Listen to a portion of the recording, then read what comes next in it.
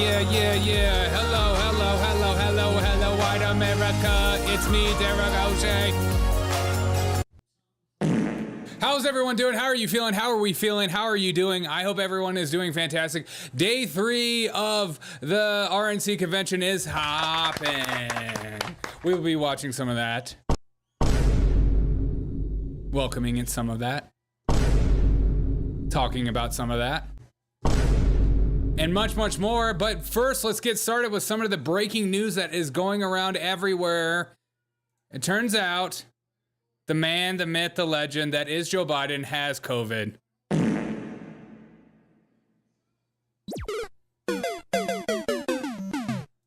Poor Joe.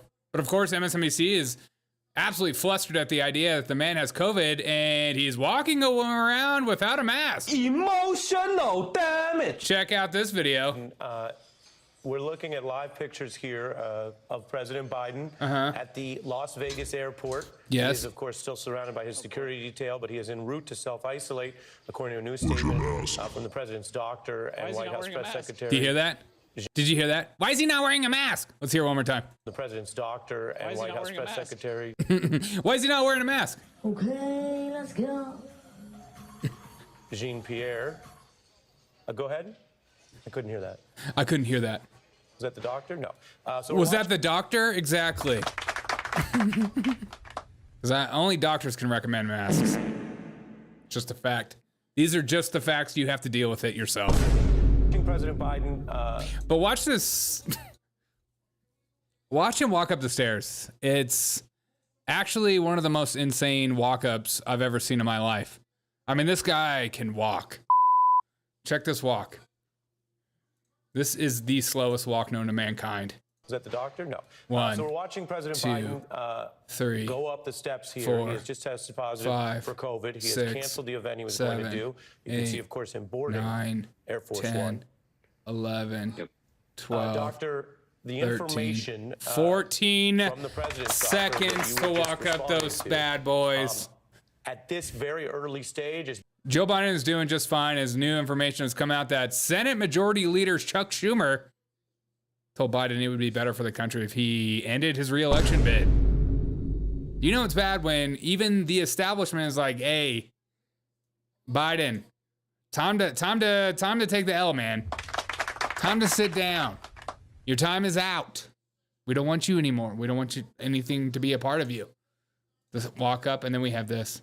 And I am told that the pressure from Democratic leaders for Biden to get out of the race is intensifying. In fact, one person who has been out there publicly defending Biden told me just a short while ago, Biden is going to see the whole house of cards come down soon. As for that meeting in Rehoboth, Delaware, I am told that this Biden is going to see the whole house of cards go down. The Biden re-election bid is not going too well. I'm excited for myself to see some of the left-wing grifters who talk about Joe Biden being one of the greatest presidents of all time suddenly change the tune. You know, the only reason they've had critique about Joe Biden lately is due to the fact that he won't bow out. He's not going anywhere. He's not stepping down. But it's wonderful to see that everyone is freaking out. But let's go to the RNC convention, hang out, have a good time. I wanted to get that news off the bat because we are praying that Joe Biden's having a speedy recovery because we want him running. We don't want anyone else running. Amen. Hallelujah. Okay, here we go. Let's get into this. Drop a like on the chat. President Trump is going to end the Say hello. Biden-Harris open border madness. We will stop the drugs and the crime from pouring in your neighborhoods. President Trump has proven to the American people that he's a warrior. What's up, Josh? And he's going to make America safe again. And you can take that to the bank. Woo! I think it's time to create a bingo. How about we do that? Josh, put in the chat, tell me what the bingo card needs to have. RNC convention bingo. Let's make, what kind of bingo words? God save, RNC convention bingo. Who's this guy? Great stash. Hello, Milwaukee. Quiero dar un saludo a toda la comunidad y audiencia hispana.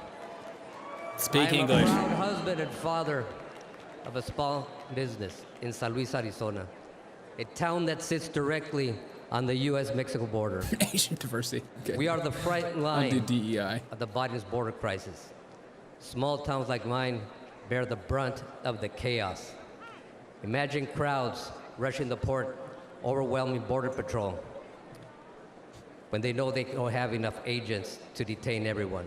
Do Biden poop pants? Imagine strangers terrorizing your homes, your neighbors, your yards, and local schools going fearful to let children walk home. Imagine the fire department using off-road vehicles to bring your neighbors to the hospital because the ambulances are taken by so-called asylum seekers. Imagine being treated as second-class citizens as chaos and crime overwhelm your streets. I don't have to imagine. Let's check in on ABC and NBC, see what they're talking about. We're going to hear from J.D. Vance. But no, immigrants do not increase crime. There's study after study that shows that Immigrants don't create crime. Don't increase crime. Yeah. A bunch of illegal immigrants that cross the border illegally don't actually increase crime. How does that logically make sense? It doesn't matter. You just say these things. You just believe these things. You say these things over and over again to a point where you believe them. immigrants are less likely to commit crimes in the U.S. Than people born in this country. Another misconception is that they're bringing drugs. Fentanyl does come into the country, but it comes from legal ports of entry. Yeah, it's a bunch of legal citizens bringing fentanyl. God, this is the good stuff that comes from ABC. Who watches these people seriously? You know, asylum seekers are undocumented immigrants. That's not true. It is legal to request asylum, like I just told you. It is U.S. law, and also international agreements that the U.S. has subscribed to, that immigrants take jobs from Americans. Again, that's been proven that it's not true. Okay, if immigrants don't take jobs for Americans, who do those jobs go to if immigrants don't show up? Help me help you. That's the stupidest point Immigrants do ever. the jobs that Americans won't do. Yeah, That immigrants undocumented don't do the jobs that Americans won't do because it's not enough money. Huh. So if they just raise the money, maybe the Americans will do it. I thought Democrats were all about minimum wage. Apparently they're not. Immigrants come to the country to vote. Also false. Only U.S. citizens can vote. Not even legal residents can vote. And that immigrants China. receive social benefits, including Oh, let's do healthcare. Iran. No, they don't qualify. China and Iran. And before I let you go, I just want to did point Republican to David DEI. Lara, who's on stage right now. They describe him as an everyday American from a city overrun Get by more. immigrants. Your response to having this speaker here? In a city overrun by immigrants, I don't understand. Immigrants come here. Most of them come here. They have family members here. They have friends here. When they are released, they Get go my to bingo different card going. cities, and they find sponsors. Usually, you're not allowed to be able to come into the country for like asylum unless you have someone me add that can words to help the you, that bingo. can support you. And you know, when you see that they're going all over the city, all over the country, you remember those buses that were sent by the governor of Florida, by the governor of Texas, UFOs? to different cities across the country. that. Cities that maybe were not their destination. Cities. Did I just hear music? Yes. Daddy needs some music. Give it to Daddy. Illegal aliens? You need to make some fun bricks out. I want like wood toes.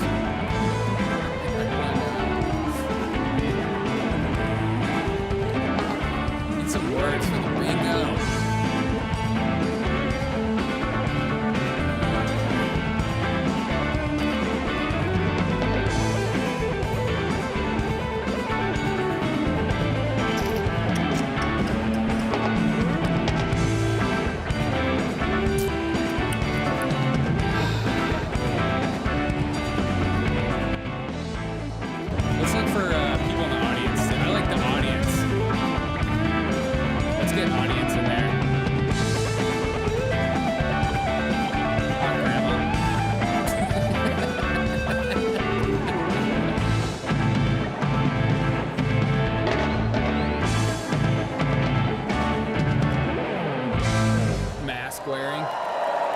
Ladies and gentlemen, please welcome Arizona ranchers Jim and Sue Chilton.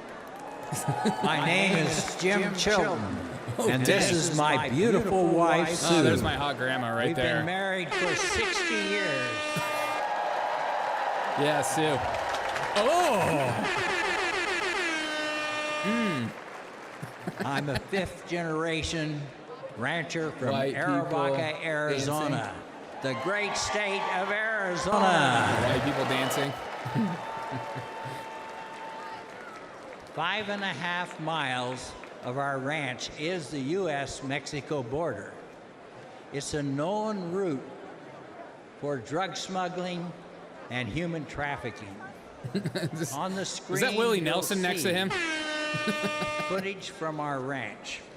Since Joe Biden took office, our hidden cameras have recorded over 3,500 drug packers and others dressed in camouflage marching north through our ranch. Look how cute these old people are. They're adorable. These are Santana not gets you dancing, asylum truly. seekers. Willie, I need It help with looks my like bingo. and it feels like an invasion because it is. Is that him right there? Look at that. Adorable. In April alone, over 5,000 additional unvetted aliens entered our ranch claiming economic asylum. Derek's dog throws up. We know firsthand that Biden's open border is our nation's greatest national security threat. Yeah.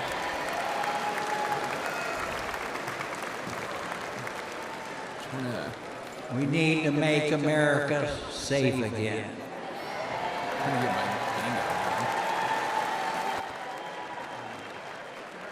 Every time Jim leaves the ranch house, I have to worry that he won't come back alive. Our house has been broken into twice. That is sad. A Border Patrol agent was shot 5 times by drug smugglers on our ranch.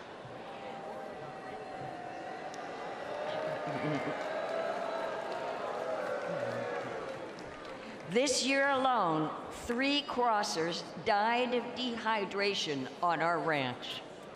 The cartel drug smugglers are crossing our nation's border every day. They are bringing lethal drugs into our country. I was just thinking, This Willie, is chemical. I'm just imagining how this man even does ranch work. I mean, he does not look spry. Americans. Doesn't look young. Under President Donald Trump, it wasn't like this. And if we bring him back, I know he'll stop it again.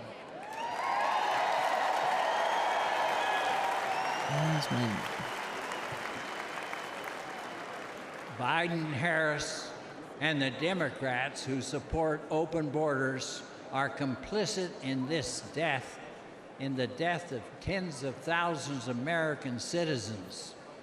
When Joe Biden took office, the Trump wall was nearly complete on our ranch. But Biden halted the construction and stopped the installation of all the planned electronics. Since then, crossing on our ranch has increased 5-fold. 5-fold. That's really sad. These are the type of stories that no one really reports on because they're not sexy. You know, a couple old folks on the border of Arizona, and their entire home is overrun with illegals, and everyone's just like, "Shut up, you racist!" Like I just can't imagine being this age and having your own farm and people breaking into your home, and then you complain about it and everyone tells you to shut up. Like that is, that's the kind of stuff that freaks me out to get older, to be honest.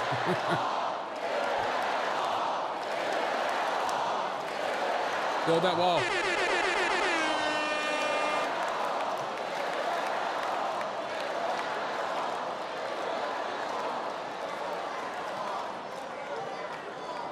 and we must keep America safe and strong. Yes. Look at this tweet. Look at this tweet by Joe Biden. I'm sick. Oh, I do love ZZ Top, but look at this tweet by Joe Biden. I'm sick. You'll be all right. As commander-in-chief, he always had his soldiers' backs. All right, let's see what else is going on. How you guys doing in the chat? Willie, how you feeling? How you doing? The virtual roll call to nominate Joe Biden, it was set to begin on Friday. That's now been delayed. Tell us why and when we expect for it to happen. The why, Lindsay, goes back to what lawmakers in Congress are trying to do right now. They want to push Joe Biden out. Democrats have been convinced that he can't win, honestly, since the beginning. They are trying to push him out so bad. Look at where this. he fumbled so much against former President Donald Trump. And they've just been sort of put that out. trying to figure out how best to do it. Should they go public? If they go public, will he dig in? Do they have these private conversations? And it's been a bit of a roller coaster, Lindsay, with sometimes Joe Biden seeming to have good days where a bunch of allies come out to support him. Other times you hear new reporting about Nancy Pelosi working. Speaking of border czar. Thank y'all very much. I hear people booing him. Thank y'all very much. Thank you very much for booing me. Come on, let's go. As governor of the largest border state, the great state of Texas,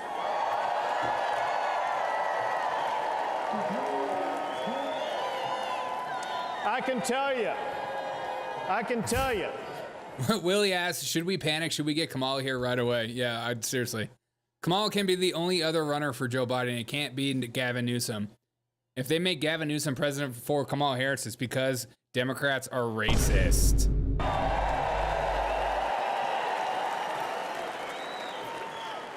The president's most sacred duty is to secure our country.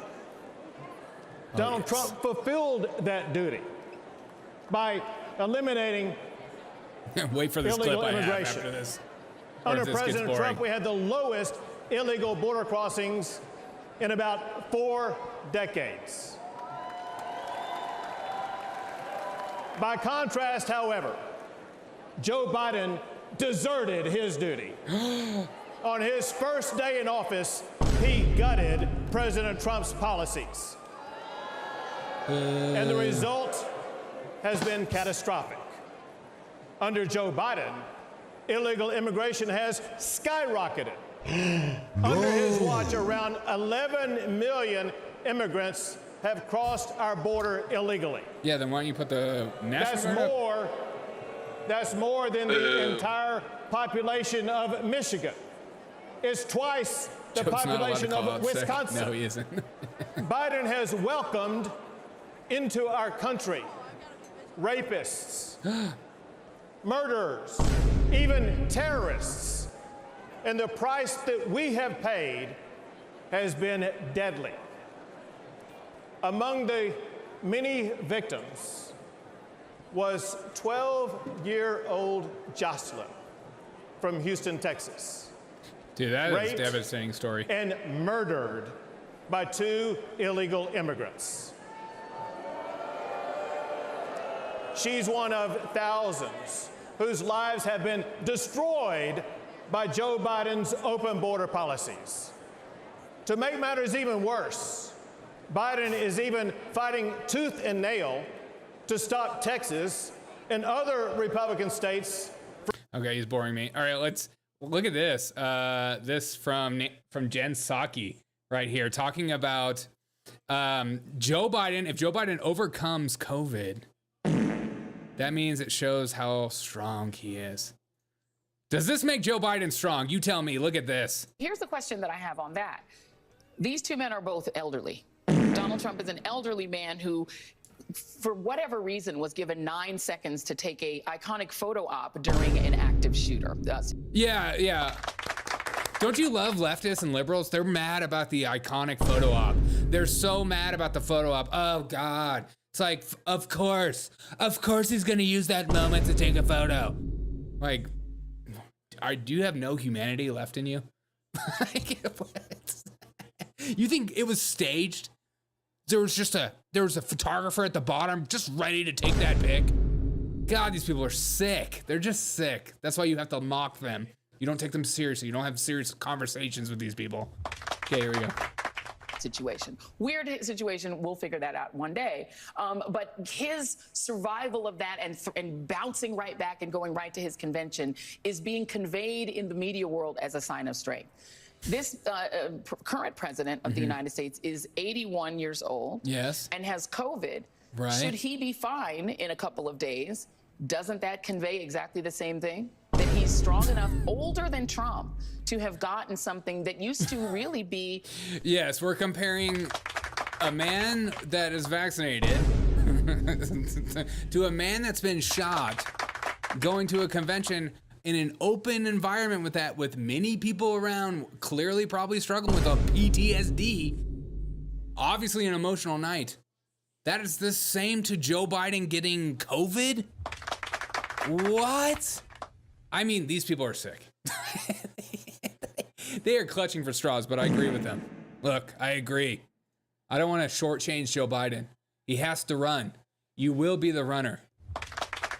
I've been told over and over and over and over and over again by Democrats that Joe Biden is the best candidate that they have. And he's done a great job and he needs to run again. And it's not a cognitive ability, it's a speech impediment. So you know what? I'm gonna start saying that. Anytime somebody talks about Joe Biden's cognitive ability, I'm gonna say, shut up, you racist. It's a speech impediment. Time to wake up. These people are so dumb. All right, let's go back to the guy that won't even stand for the national anthem. Will arrest the criminal illegal immigrants and put them behind bars. Or send them back. He looks great in the photo. Vote for him. Yeah, exactly. Well, Willie, I just get so annoyed at just how mad liberals are that the photo was so good. Like, they're more mad that Donald Trump looks good in a photo than like a shooter shooting a potential president, a former president, and probably the next president. Like, that's when you know you need to like just step back and reevaluate your entire life and come to a different conclusion in life and just take a chill, because you are too wrapped up in your own bubble that you're a psychopath at that point. There's a good chance it could definitely turn into pneumonia. I love this. I don't want to get hit. Dun dun dun dun dun dun dun dun dun dun dun. Young man, we are I'll sit. Involved in wars overseas, but you always can't plan that is the case. He's correct, Lindsay. He didn't start any wars while he was president, and vowed to get out of them, including vowed to get out of Afghanistan and started dialogue with the Taliban. But there were certainly conflicts around the world when Donald Trump was president, and we have a military that's active around the world at all times.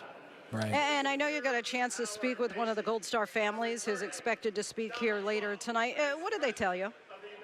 Well, you know, I actually interviewed several of the Gold Star families. I don't understand how people listen to this. This woman, she's so boring. Let's see what NBC. What's up, JR? Hey, Derek, you should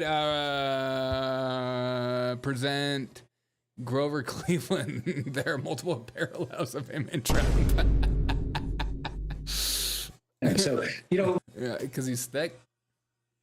We'll do a video. Well, the most important thing is he's president. And having worked in the White House when a president was running for re-election, can't underestimate how. So NBC is running a national convention stream and they have this guy talking in a closet. What is happening? This is our national convention stream where we're just having this weirdo who has a microphone behind him, behind his head, not even using a real mic, and it's just mouthing off in his closet. Challenging, there's no question about it. All right, let's check it. Oh, yeah. On stage that day. Biddy. I'll get As smaller you can so you imagine, can see. it was a terrifying experience, but nothing was going to Trump stop can me dance. from being here to support President Look up Trump. Grover Cleveland. I went to Cleveland, a middle school named after Grover Cleveland. Thank God President Trump is alive. Yeah.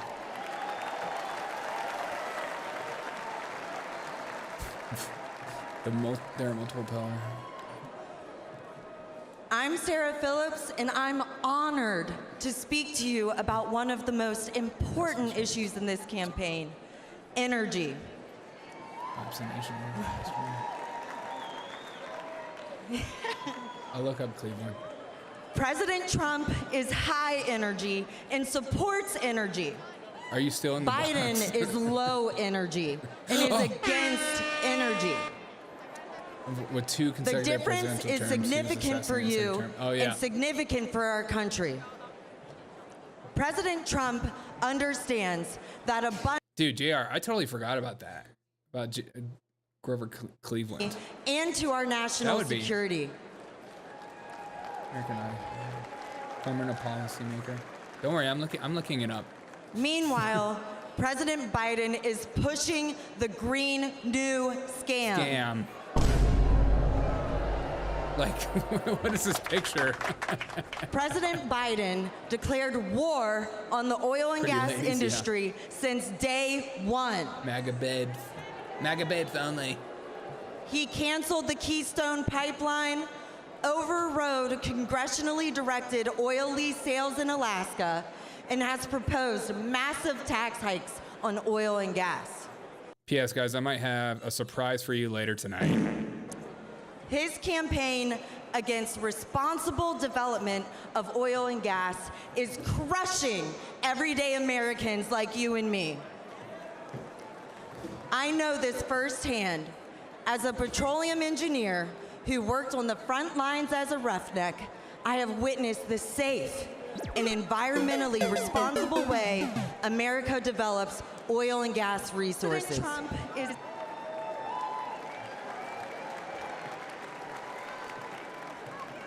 And I have worked side by side with those in the field who I consider family and who are dedicated and hardworking.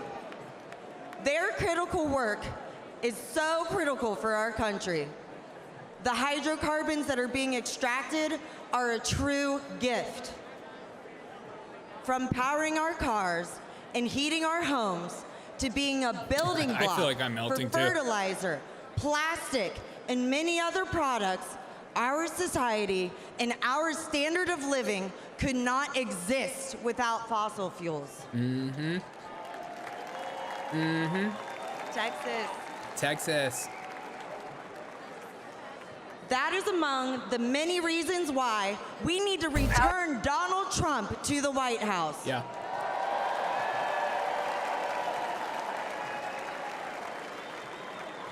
Just With pulling up other President streams. Trump back in charge, we'll not only be energy independent, we'll be energy dominant. Oh.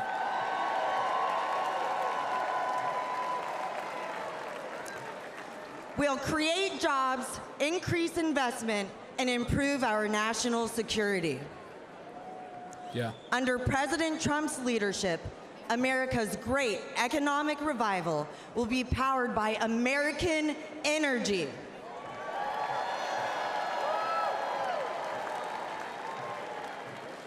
He did it before, and he will do it again. Yeah. For the sake of our economy, for the sake of our quality of life, and for the sake of America's future, let's return Donald Trump to the White House. Texas. Texas again. Why is he doing that? Texas. Texas. Texas. Drill, baby, drill. Drill, baby, drill. Drill, baby, drill. Drill, baby, drill. Yeah.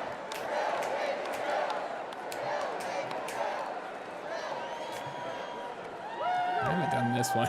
Whoa. Look at this. Ladies shot. and gentlemen, Oh, please I love welcome the this. mayor of East Palestine, Ohio, Trent Conaway. I forgot how.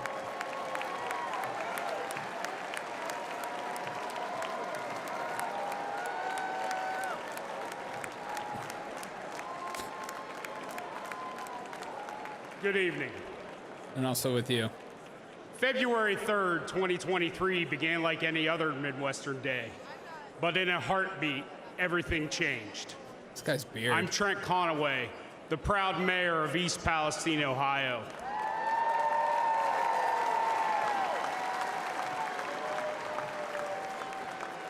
When the train derailed, spewing flames and toxic chemicals to our town, faced a disaster unlike we'd ever seen. And in the chaos, we witnessed a clear contrast between leadership and incompetence. Our first responders didn't hesitate. They raced to the scene, they battled the flames, and evacuated our citizens. And for that, I want to thank every one of them tonight. Who did this? Okay, look at this.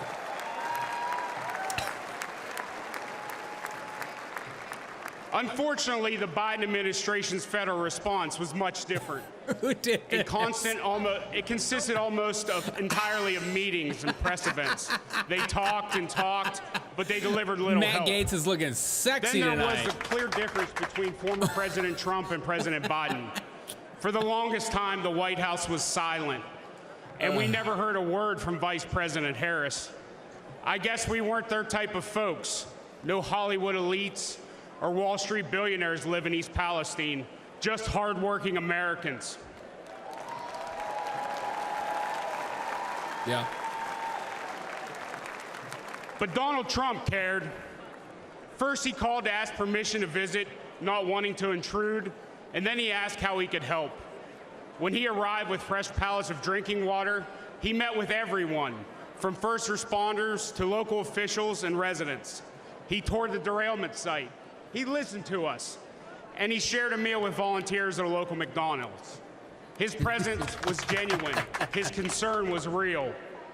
After a year of criticism, President Biden finally did show up. His appearance was brief, forced, and scripted. He met with a select few and then left. We needed so much, and he delivered so little. I know a thing or two about train wrecks now, and let me tell you, that's what the Biden administration has been.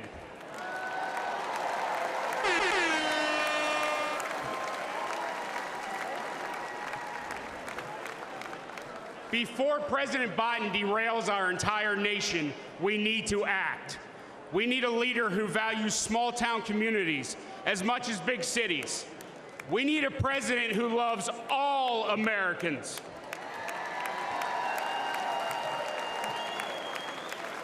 We need Donald J. Trump. Yeah. Thank you. Ladies and gentlemen, please welcome the governor of North Dakota, Doug Burgum. Burgomania. Burgomania in the building. Hello, Milwaukee. Hello, Milwaukee. I am not the vice president. And hello, North Dakota. You missed it by that much, Chief.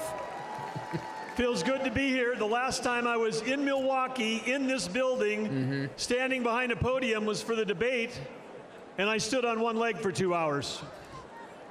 Look at that. You guys might remember I schnoz. blew my Achilles the day before. But to kick things off, I have a question for you. You guys remember me? And I need your help answering so nice and so loud that everyone at home can hear you. Are you ready?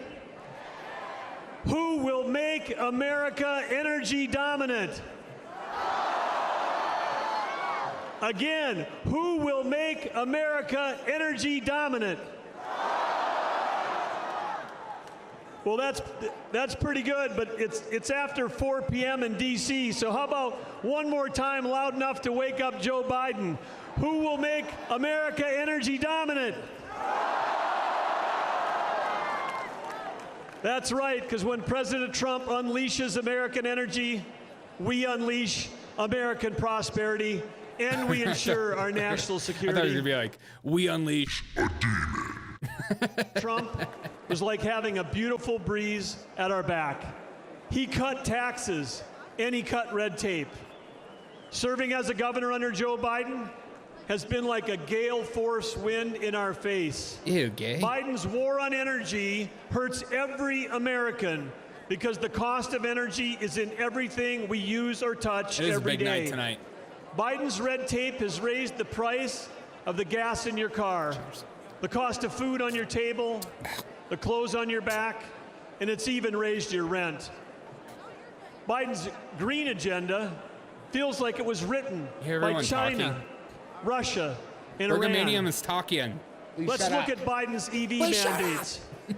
Where do nearly all the batteries and rare earth minerals come from? China, you know. And the day that Biden halted permits for clean U.S. natural gas export facilities, just think about the party they must have thrown that night at the Kremlin. Because Biden's policies are making Russia and Iran filthy rich. And they're using that money to fund wars and terrorism against our allies. At home, Biden is acting like a dictator. He's using mandates to shut down reliable baseload electricity. That's why your electric bills have soared upwards as our nation's electric grid reliability spirals downward. 4 more years of Joe will usher an era of Biden brownouts and blackouts. Imagine no electricity for your fridge, your lights, or air conditioning. President Trump will ensure that there is power for you, and importantly, that we have the power as the United States to beat China in the AI arms race. Blue suit, red tie. That's questionable. Blue suit. Unleashing American energy dominance is our path back to prosperity and peace through strength. Teddy Roosevelt encouraged America to speak softly and carry a big stick. Energy dominance will be the big stick that President Trump will carry. Is that a penis joke?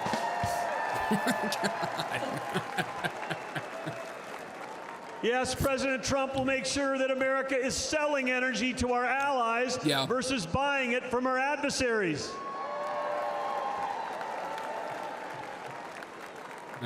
Innovation has always been the source of American greatness. And President Trump champions innovation over regulation. Last year, over that whole year, my wife Catherine and I traveled all across America. As all of you know, it's rural America that feeds the world, that fuels the world, and defends the world. Small towns with a huge impact, and rural America is Trump country.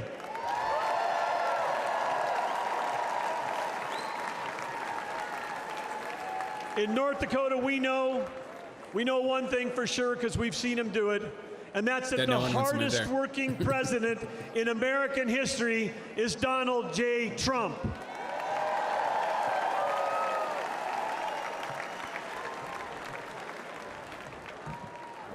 President Trump cares deeply about every American, rig workers, truck drivers, roughnecks, and yes, America's great farmers and ranchers. President Trump cares deeply about you. We know that he'll fight for us. Big night tonight. He'll fight for our Do we know when families. Mr. Vance is coming And on? we know one more thing. I think he'll let all of you If he doesn't keep show up driving in your a van, I'm gas-powered gonna cars. be pissed. Vance in a van. Yes. Turns out AI girl's here tonight. Just chilling in the background. Yeah, you are. And I have the great Daily Wire. Megyn Kelly. Megan. Love her. Just a little boop. Boop, boop.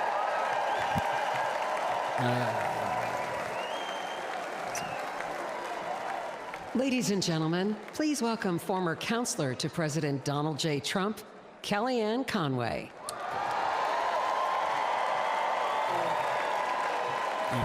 Bay. Bay. Okay, let's do the 100 cards for free. Good evening, Patriots. 8 years ago, Patriots. That should have been one. A bingo. the system That should have been and a defied bingo. the doubters Dang it. to become the 45th president back. of the United We can still States. add it for tomorrow He night. didn't want true. fortune or fame, power and position. Why is it He power already all had all of that. Donald Trump and his family made enormous sacrifices to run and to serve as president. He didn't need to do it. He wanted to do it. My relationship with Mr. Trump was forged under fire in a foxhole in 2016 after he asked me to be his campaign manager.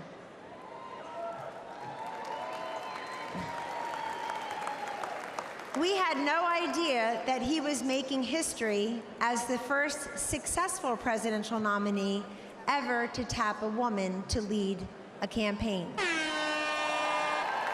Yeah. But that was a natural for Donald J. Trump. He had elevated women in New York real estate decades before when few people would. One morning, I was in an early senior staff meeting in the White House, and as I glanced around the table, something caught my eye. In that meeting were Sarah Huckabee Sanders, Mercedes Schlapp, Brooke Rollins, Ivanka Trump, and me. I soon realized that among us, we have 19 children. At the time, ages 2 through 16. Show me a C-suite in America where 5 working moms of 19 young children could have the highest rank in the company and work alongside the president.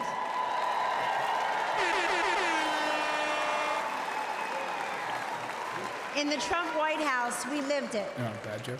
Sure, he saw something in me and the other working moms that perhaps we did not see in ourselves. But more importantly, he sees what's best and what's possible for millions of decent, hardworking Americans. Now, 8 years later, he and his family have made the sacrifice again for him to run and serve as president. Oh, four's fine. Donald Trump You guys could wanna be play the bingo? envy of former presidents. You guys He's a want to play bingo? billionaire who could play golf Even every Rumble. day at his own golf courses. He can enjoy a magnificent life with his incredible 5 children, his 10 amazing grandchildren, and that extraordinary, elegant, beautiful, brilliant Hot wife. The former and future First Lady, Melania Trump. Check out my bingo. He does not need to do this, but we need him to do this. How often do we hear, I want Trump's policies without Trump's personality? Well, good luck with that. We don't get those policies without that personality.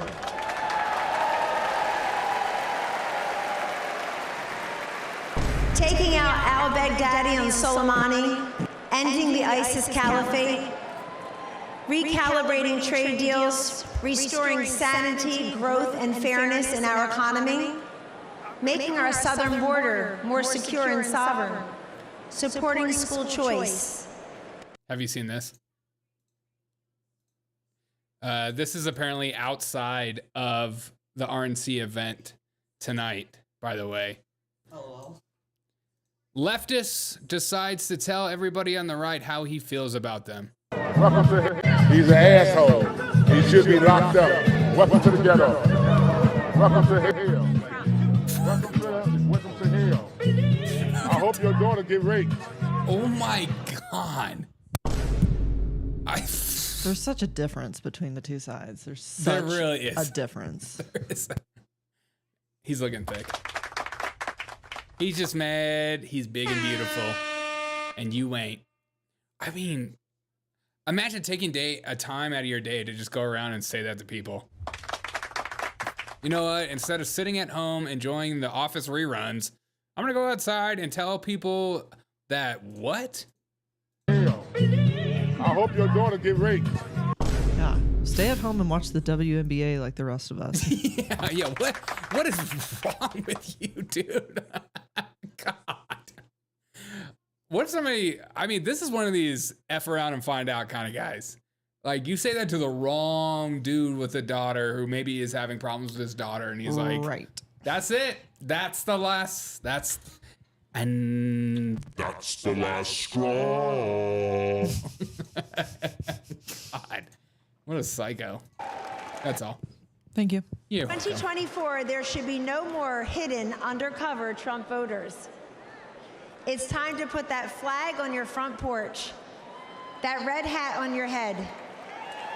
Because we don't cave and we don't cower and we do not capitulate. Instead, we get up, we show up, we stand up, and we speak up. And we blow up. Ladies and gentlemen, this is your movement. This is your moment. And this is the man I know and the president we need for 4 more years. He picks the toughest fights and wins. He has stood by me, and he will always stand up for you. Thank you, God bless you, and God bless the United States of America.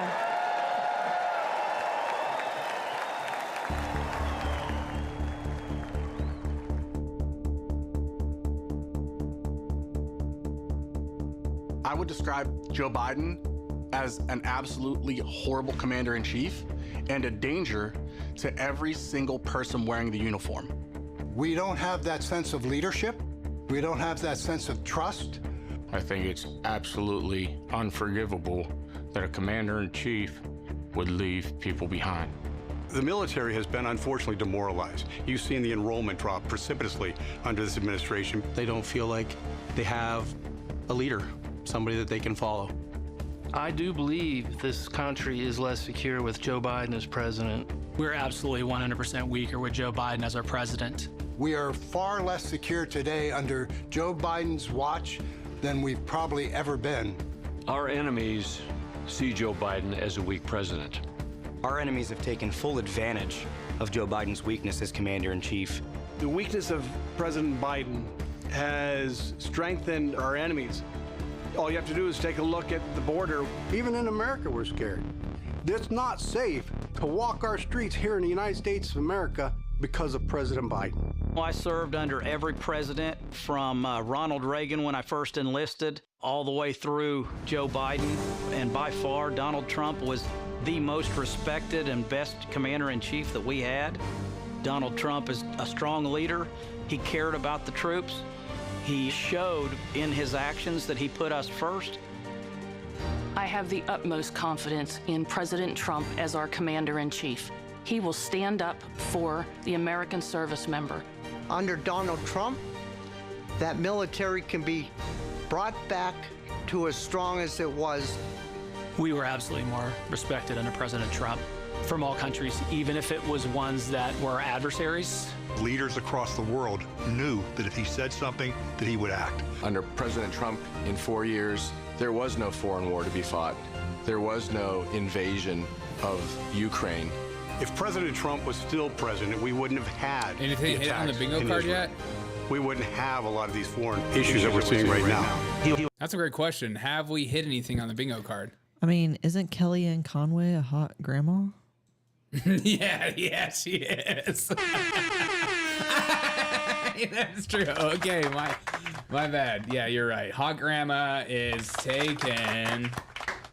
Shout out to Kellyanne Conway. You're welcome. Being a total biddy. And she did say patriot, but I added that after she said it, so I'm not going to count that. The mask wearing is a bit of a Hail Mary. I'm hoping for somebody's still dealing with a little COVID TS. Are you talking about someone in the audience? Yeah.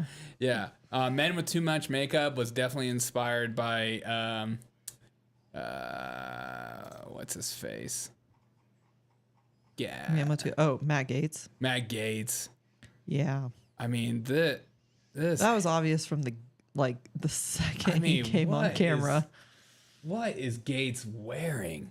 It's just too. It just looks ridiculous. To me, that screams, I've been in the game for too long. Yeah, freaking mad, dude. This is my everyday. Oh, we got another biddy. Greatness and strength of America are beacons of hope for countless lives MAGA around babes. the world. Our strength ensures our safety and security. My husband and I knew this when we joined the Air Force. Air Force strength. But we don't preserve peace and stability by policing the world or by involving ourselves in every foreign conflict. We preserve peace by commanding the world's respect, a respect that is earned through unparalleled military strength and firm, decisive leadership. Over the past 4 years, the Biden administration has failed to uphold this standard.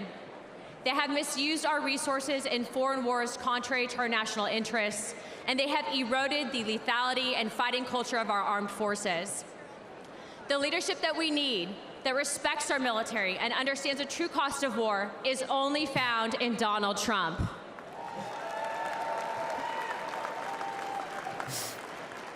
He will make America strong again. He will fight for the American warfighter, the American people, and America's interests. Hawks and globalist elites do not sway President Trump. He knows the cost of military action like I do. My husband was shot in combat by terrorists and continued to deploy in the fight against America's enemies.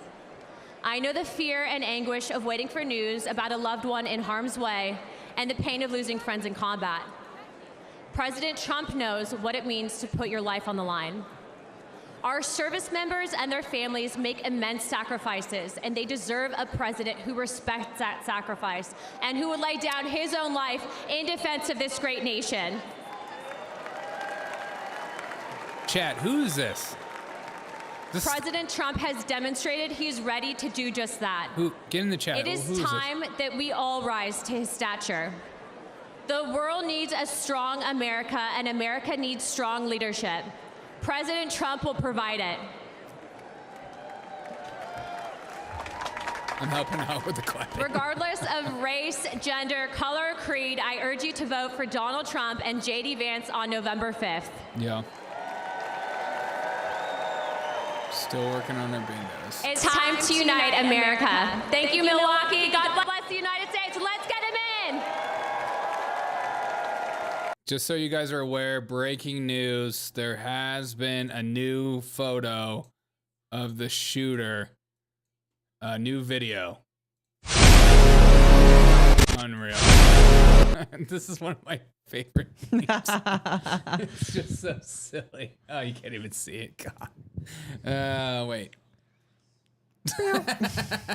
It's so stupid. It's amazing. All right, let's go back.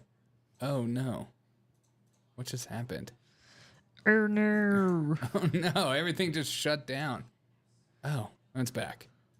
Weird. Okay. God, we're back. Never forget. Brought back to our Luna, that's right. Thank you, Wes. in the back of the room. Mr. President, I re-enlisted in the military because of you. And without missing a beat, the president said, and son, I am here because of you. Oh, is this Huckabee Sanders? Sarah Hook? Ladies and gentlemen, Sarah please Huckabee. welcome Medal of Honor recipient David Bellavia. Definitely not Sarah.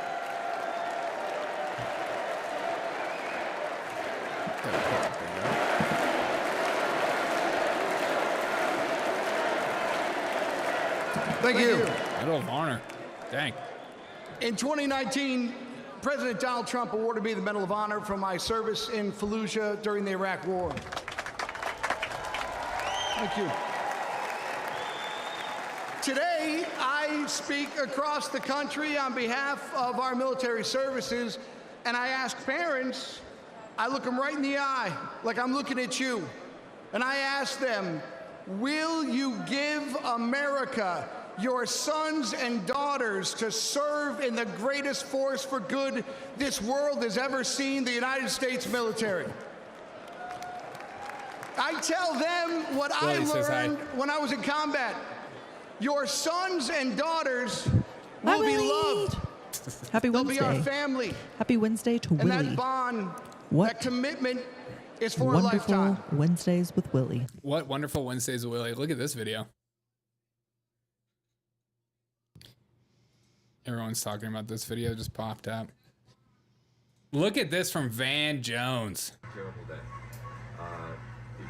If you pull back and look at this thing, You can strength bear it. versus weakness, a bullet couldn't stop Trump. A virus just stopped Biden. He said a bullet couldn't stop Trump, but a virus stopped Biden. They hate Biden so much they want him out. They're doing anything and everything they can. It's amazing to see them like pretend like they have some kind of fair and balanced reporting when you and I both know that this is just a ploy just to get Biden out. It's not working. Joe Biden's doing great. He's going to defeat the sickness, even though his media team put out, "I'm sick," as a tweet. All right, sorry. Oh, we're all going to answer that question was in funny. November. Here's something for you. Tell me, Let's baby. ask it the other way around. Let's ask, are our enemies better off than they were 4 years ago? Iran and its proxies. Uh-oh, Iran, Hezbollah, drink. Hamas, the Iran Houthis, is on my list. China, Russia. Well, Iran is richer. Russia is bigger. They want a war with Iran. And China They want is it stronger. So bad. And their unchecked aggression proves that the answer is a resounding yes. Yes. The Biden-Harris foreign policy undermines American security, and watching their administration lose the gains President Donald Trump made overseas not only destroys our morale. Let's check on ABC. What are they talking about? Quite a split screen, as you described. Jay O'Brien, our thanks to you, as always. And while the Republican Party is touting its nominee, Democrats continue to raise questions and concerns about their own, as we also just found out today that he has COVID. ABC's Mary Alice Parks covers the White House for us. And I Mary know Alice, I what have do a we big know forehead, about how but President Biden is doing? dang. Dude, shout out to the big forehead community. He is, of course, vaccinated and boosted. Lindsay, that he only has mild symptoms, but he had to abruptly cancel that campaign event and head home. Of course, it is not the look that they want right now. They want him out there campaigning. There was also that video where we saw President Biden walking very slowly up the stairs Yeah, he toward is. Air Force One. Of course, in this moment where optics are everything, especially as The sound is so much better with the bingo cards on the screen. I don't know what sound is. Wait, so like if I do this? I bet you don't hear anything. Growing calls for him to drop out of the race with Congressman Adam Schiff joining in today. Is Biden's campaign concerned about this contrast as Republicans aim? Weird. Loves America. He too has bled for the nation that he loves. May God bless America. May God bless our Gold Star families. Thank you for what you've given this Forgot country. about that joke. You know what they say? The bigger the forehead, the bigger the. I don't know. The bigger the hat. The higher to God. Safe and in his hands. Where's the band? May God make America The band's strong. coming. I haven't heard that May band. God make America great again. Join me in voting for Commander-in-Chief Donald J. Trump for President of the I United love a States. good voice Gonna crack. have voice crack. Voice crack.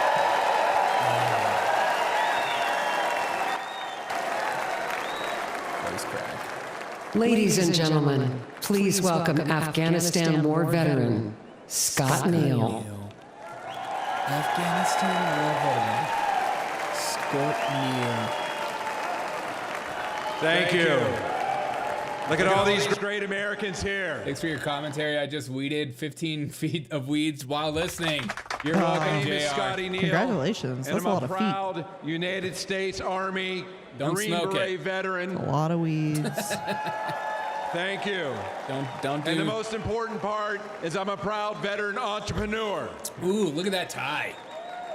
Almost 23 years ago, I like this. Al-Qaeda declared war on America September energy. 11th, 2001. Yeah.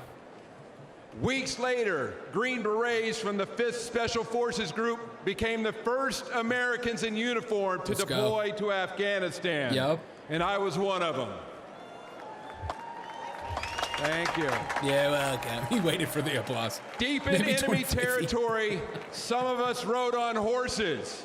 Some of us went further behind the lines to track down the terrorists who killed our fellow Americans. No. Today they call us the horse soldiers. Those are fresh. Those are good. I like them. He looks good. Stud. For the next 17 years, 17 years, we were on the forefront of this country in Iraq, in Africa. Again and again, we deployed for our fellow Americans. Some of us sacrificed our bodies. Some of us sacrificed our lives for the American people. Ooh. And for me, don't make jokes about that. America was worth it. Sorry. Thank you. Thank you. Thank you. Hey, now, after leaving the military, I wanted to live the American dream I had been defending. And I wanted to start a business with my friends that I served with. Today, my company's known as American Freedom Distillery, and we make horse soldier bourbon. Yeah, we make booze, baby. What do you say, American Distillery? We are building our forever home in the great Commonwealth of Kentucky. That's right, where true bourbon comes from, in a little small town called Somerset. Please come visit us. All of our ingredients are made here in the United States of America. We ensure we hire veterans. What was the distillery name? We want to Chad, prove that America remains the land of opportunity for those brave enough to reach out and grab it. Touch face. Reach out, touch face. But tragically, almost 3 years ago, my fellow veterans and I recoiled at the bloody anarchy of President Biden's withdrawal from Afghanistan. Okay, this. Okay. what is this? Everyone has to see this immediately. Please. RNC delegates are putting bandages on their right ear to show support.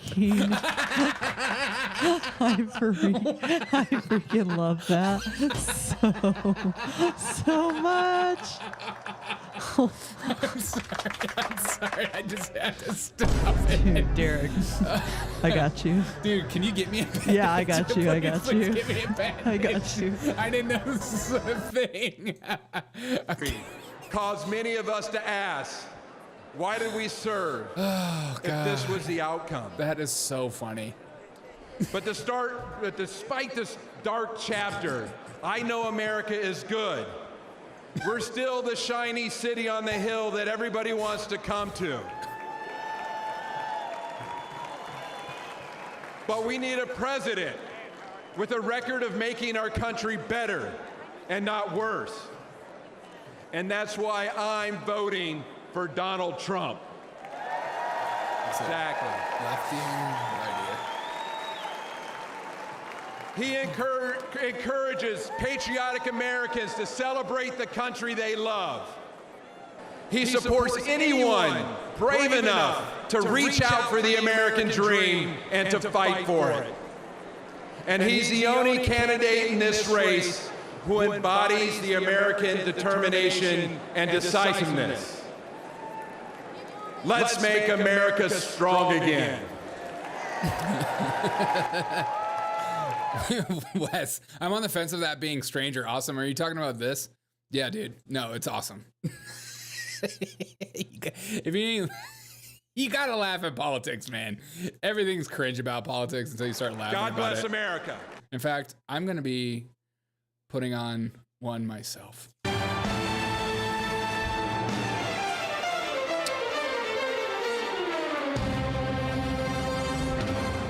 This is a man's Ooh. world. Oh, yes. Oh, I love this song. This is a man's world.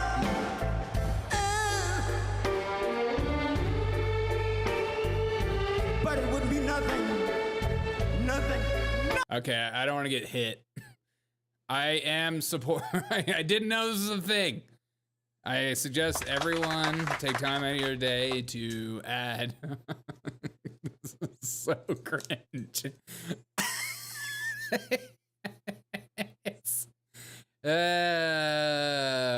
That's not funny.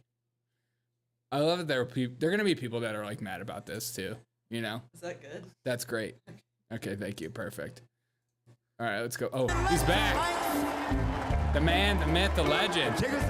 He's still rocking it. And man, make a boat. We're the same. Trump. I'm gonna come. This is a man's world. Dude, I need a Trump wig. He's going to his king box.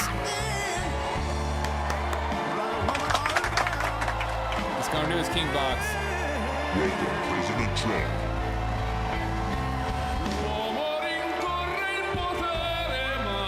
Ooh, what's this?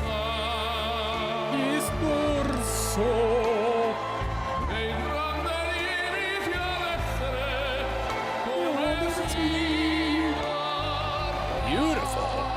Gorgeous.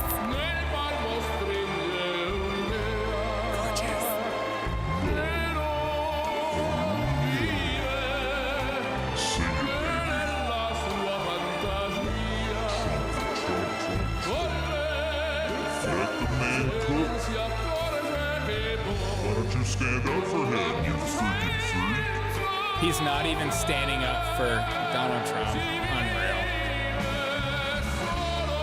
Oh, they're crying. Touch me. It's a man's world. Oh, Youngkin. Oh, there's he didn't even say hi to the son.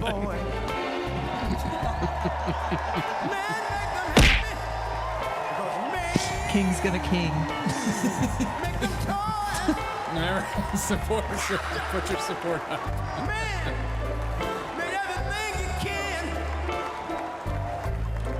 Man, make lira, pesos, dollars, rubles. Ladies and gentlemen, please welcome Kimberly Guilfoyle. Kimberly Guilfoyle.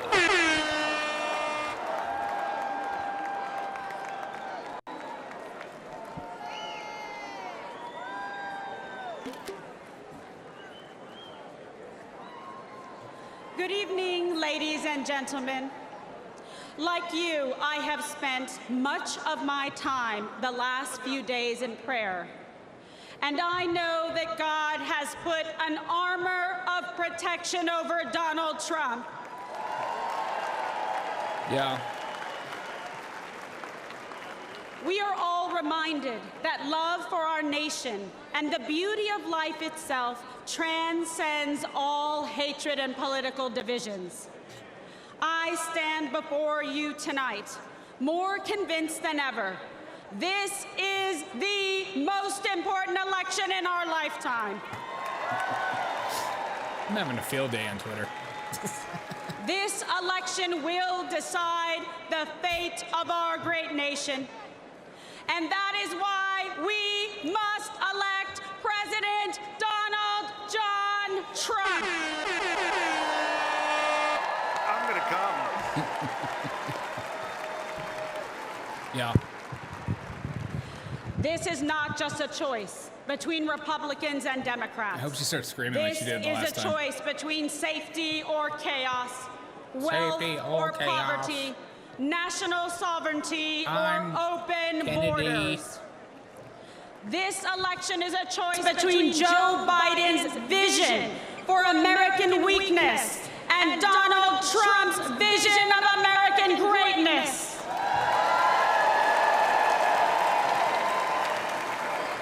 Donald Trump will once again make our country strong, safe, and prosperous.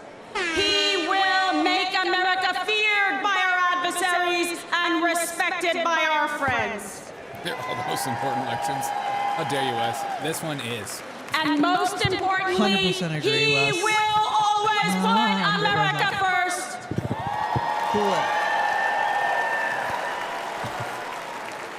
After 4 years of Joe Biden's disastrous America Last agenda, our country is more dangerous, vulnerable, and impoverished than anyone had thought possible. Go ahead, Fox 5. President Trump handed Biden a booming economy and a strong nation. All Joe had to do was leave it alone and take a nap.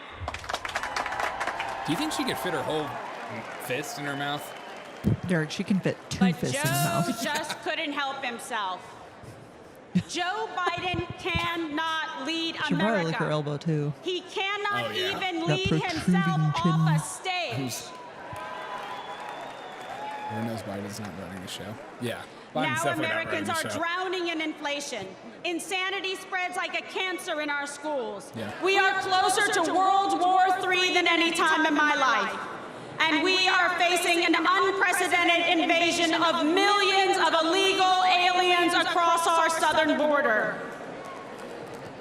Rioters and looters go free, while Biden and the Democrats persecute American heroes like Donald Trump.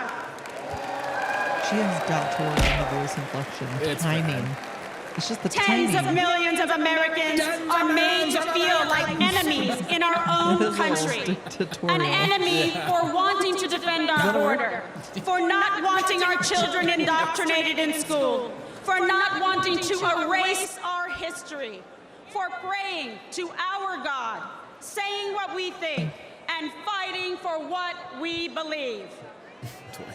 It is no wonder that the heroes who stormed the beaches of Normandy and faced down communism sadly say they VP don't material. recognize our country anymore. Sadly. This is not an accident. The powerful elites in the swamp will say anything to crush and destroy the America First movement. But we will never give up, and neither will Donald J. Trump.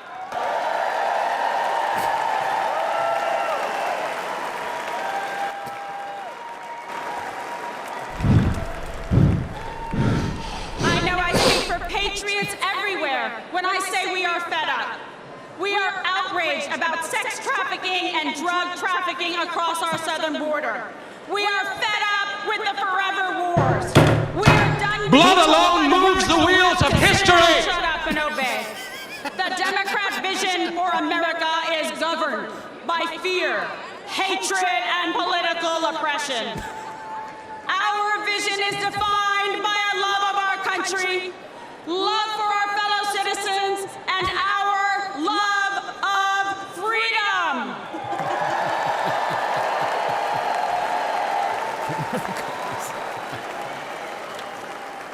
In our vision, we will secure the southern border and deport the violent criminal aliens once and for all.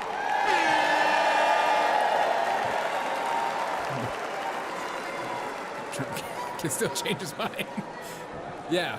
In our vision, Danny Vance America is will out. combat foreign Kimberly aggressors and Guilfoyle. ensure our service members are protected, not abandoned as they carry out their dangerous missions abroad. Blood Because alone we moves the know wheels of we can history. only have peace through strength. Get to the part where he says, "We will not acquiesce." We will restore an era of national pride where freedom of speech is respected and cancel culture is ended.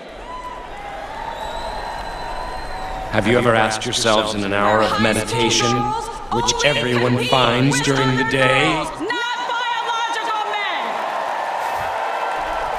how long we have been striving for greatness? Not only the years we've been in Struggling cities never put criminal illegal aliens above our heroic veterans and brave law enforcement. war, the war of work. But from the moment, as a child, By gangs and rioters, but governed by law and order. Where students When- are freed from failing schools and corrupt teachers' unions through universal school choice. we realized that the world could be conquered. It has been a lifetime struggle, Where our most sacred a never-ending fight. I say to you, against political opponents, but are fair, equal, and just. and you will understand that it is a privilege to fight. Our children to love our country, learn our history, and respect our American flag. Speech for the first time off.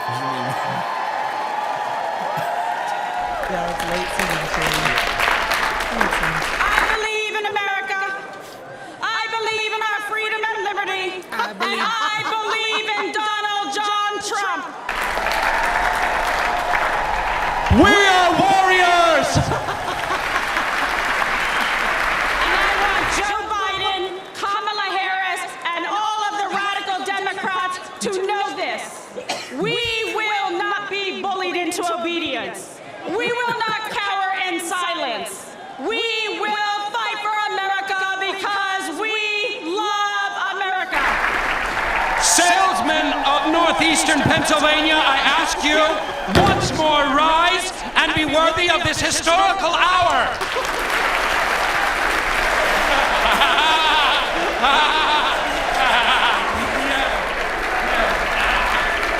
No revolution is worth anything unless it can defend itself. I stand before you as a working mother, a former prosecutor, a Catholic, and a proud Latina. Some people will tell you salesman is a bad word. They'll conjure up images. I know personally what every American has now seen with their own eyes. Those are true. I just did. I know the measure of the man that stands before us. Marcia said it'd be cool Donald if she Trump lived will here for never a couple stop fighting for you. You know what? 2 words. How about 2 So join me in voting for Donald J. Trump for president again. Of used car dealers and door-to-door charlatans. This is our duty to change their perception. I say, victory is in our sights. America's future is in our hands. America's destiny is in our control. And America's prosperity is in our hearts and souls. Yeah. America, this is your moment. Will you stand for President Trump? Men. Rise up! Rise up! Ladies and gentlemen, lovers of liberty and freedom and the American dream, this is our last chance to make America great again. God bless you. And women of the world, unite.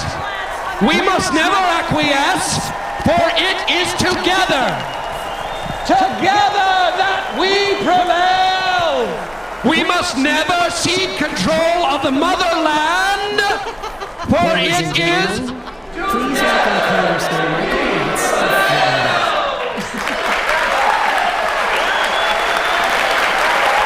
Dwight and Kimberly, the perfect couple. It's too much. That offended me. I am so honored. Blue suit, red tie. Blue suit, red tie. Thank you. Thank you. Namaste. Thank you. Namaste. Thank you. Thank you. Namaste.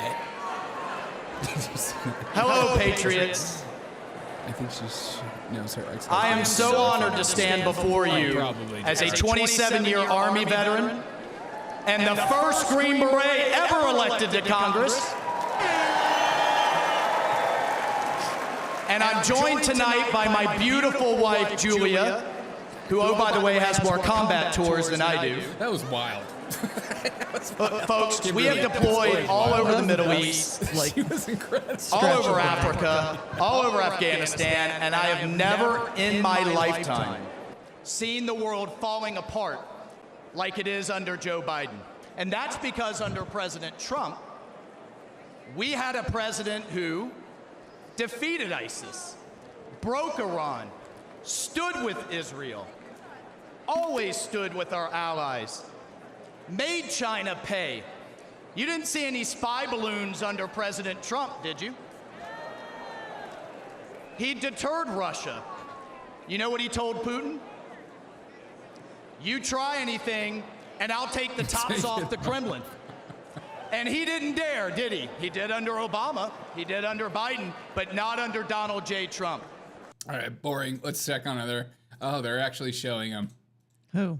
Well, I was just checking on ABC. My beautiful wife, Julia, who, oh, by the way, has more combat tours than I do. Ooh. Whoa, that is a flex. Look, folks, we have deployed all over the Middle East, all over Africa, all over Afghanistan, and I have never in my lifetime seen the world falling apart like it is under Joe Biden.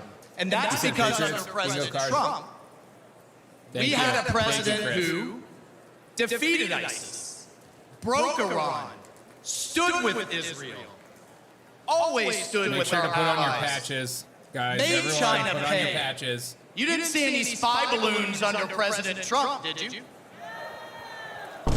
He deterred Russia. You know what he told Putin?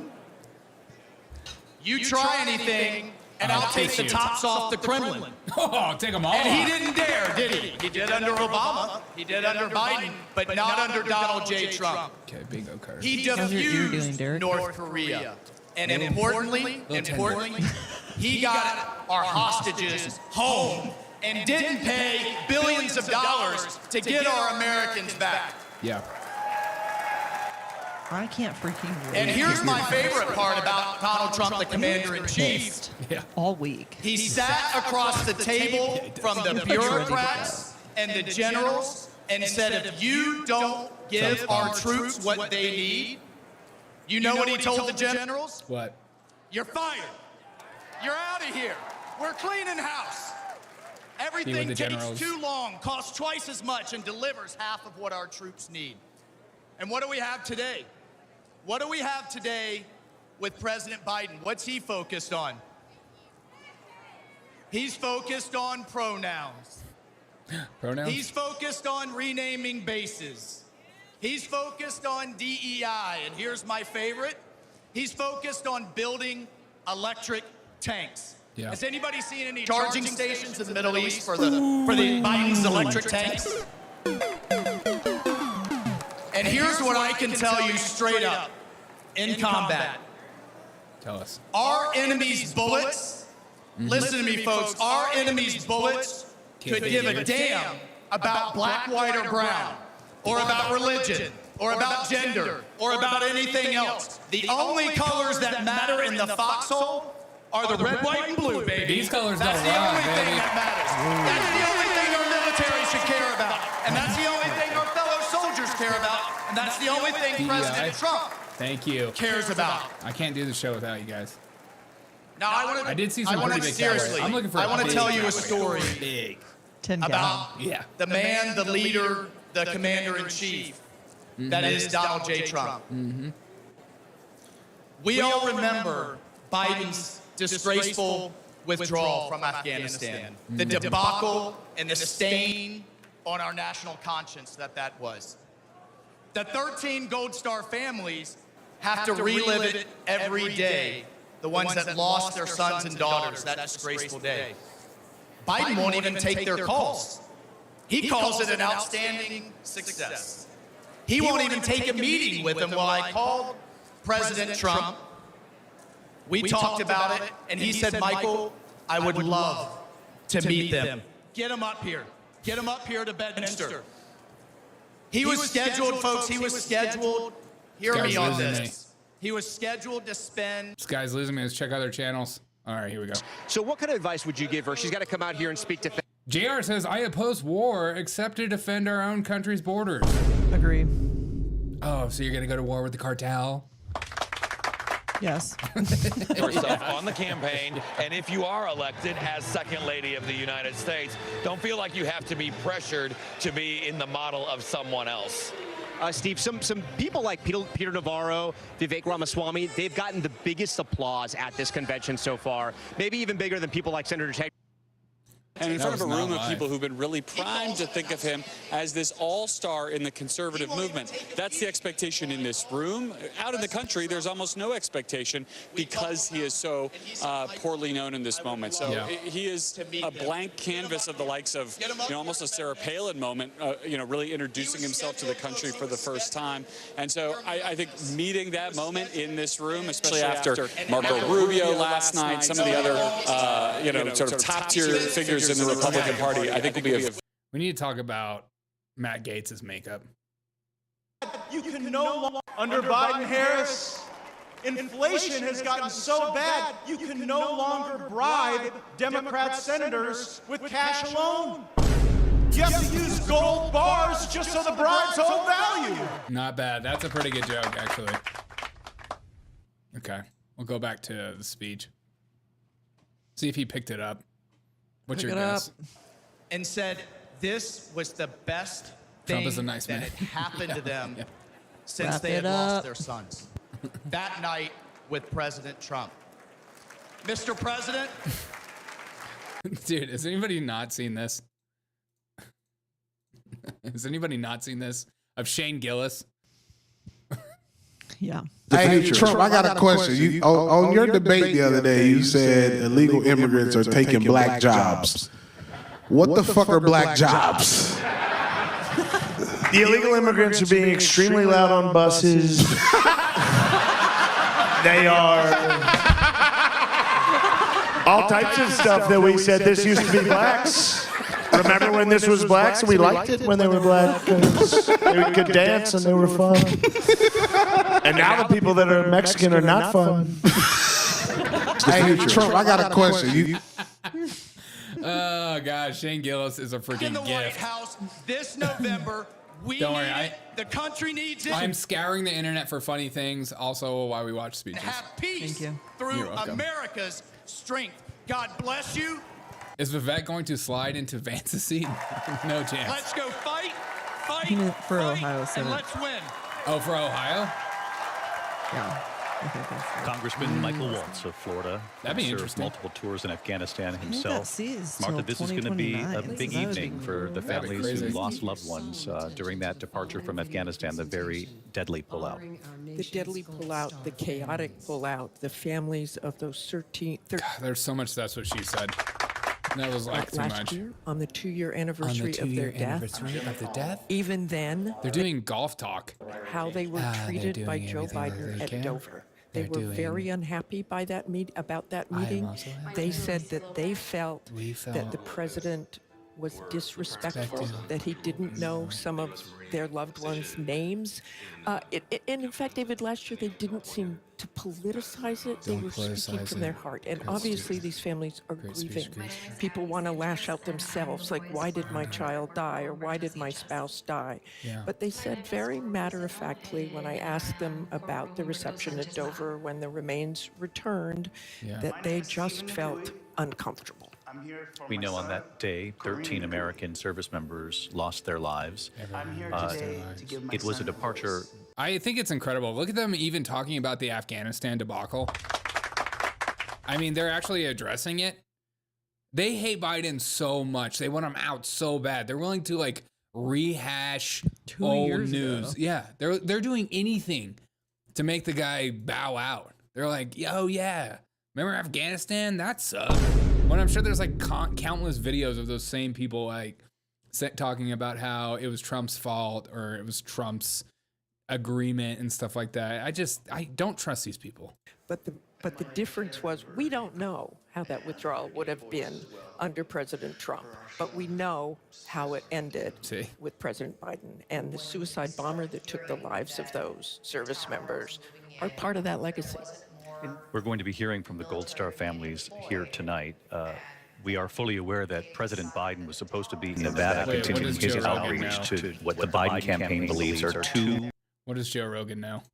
Joe Rogan, check. The Trump one is just so nuts too. Like if he turns his head at the last second and the bullet grazes his ears, if he didn't, it hits the back of his head and he's dead. And then we fall into chaos and who knows what the fuck happens. Big chaos. And then people think that the Biden administration had Trump killed. And And then there's these questions, like how the fuck does this 20-year-old kid climb on that roof 150 yards away and no one sees him? Well, that one guy was pointing at him the whole time. Yes. He's like pointing to, he's right there. And they're yelling, he's got a gun. There's a guy in the prone position on a roof 150 yards away from the former president. The whole thing's nuts. The whole thing stinks of either incompetence or a design or we're in the Matrix. Like, this is a fucking fake movie. It seems like almost to watch this, the most bombastic. Yeah. Have you guys seen like all these details about how Secret Service knew about the guy for 3 hours before the event happened, like before the shooting happened and stuff like that? I just, the more we find out about what actually happened, it's, if you have a tinfoil hat, you're going to keep it on. Names. And that makes me so upset because those kids were serving their country. Those guys in the chat, what do you guys think about what happened, about the new details that are coming out about the assassination attempt?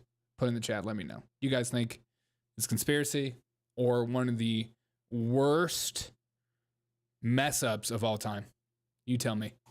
I don't feel like Joe Biden cared. He just had no empathy for us at all. I do think incompetence played a huge factor. Obama and Hillary. In what happened? Obama and Hillary want Joe Biden out 100%. 100%. Because they also know that Joe Biden is tarnishing Obama's legacy in some degree because he's connected with it, you know? It was 100% a political stunt. He let my son down. He let the 13 down. He let the 45. Wait. Look at this. Biden had COVID when he shot this. See, they hate him so much. They're going to ridicule him about this. Here's Biden getting a sniff. I spent my whole life with my sister. I got COVID, man. I got no COVID. Y'all got COVID. You got COVID? He's going to go in for a little kiss. He's got COVID. Remember, no mask. We're the United States of Don't America. do that we anymore. can do better by our men and women that are risking their lives for this country. We can do better for them than that. And may God. God, I feel like we need to hear Kimberly one more time. This is so epic. America, this is your moment. Will you stand for President Trump? Rise up! Rise up! Ladies and gentlemen, lovers of liberty and freedom and the American dream, this is our last chance to make America great again. God bless you. God bless President Trump. And may God bless America. Okay, what's going on here?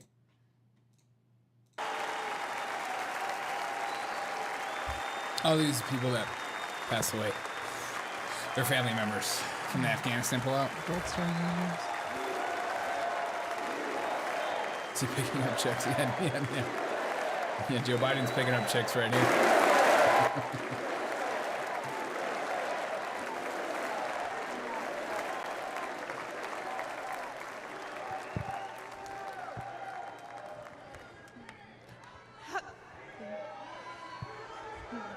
Hello, America.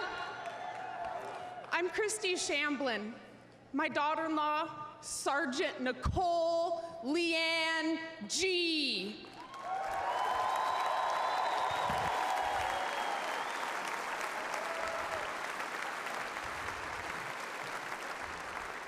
Was a United States Marine, and she was killed at Abbey Gate in Afghanistan, alongside 12 of her brothers and sister-in-arms.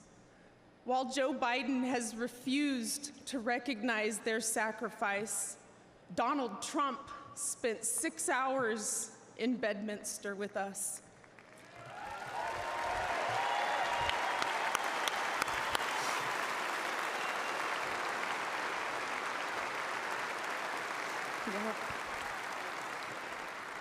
He allowed us to grieve. He allowed us to remember our heroes. Donald Trump knew all of our children's names. He knew their stories, and he spoke to us in a way that made us feel understood, like he knew our kids. Donald Trump carried the weight for a few hours with me. That's really nice. Yeah.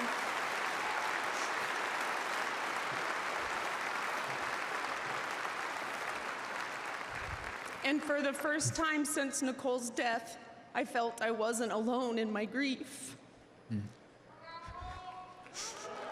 Thank you.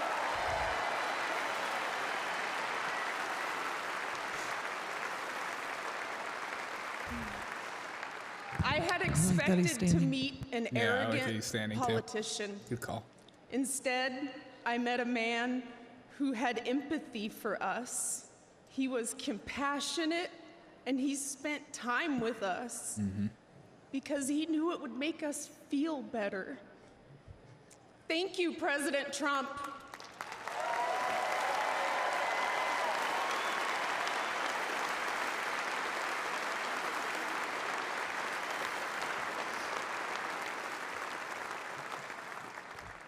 I'm Cheryl Jules, Nicole's aunt.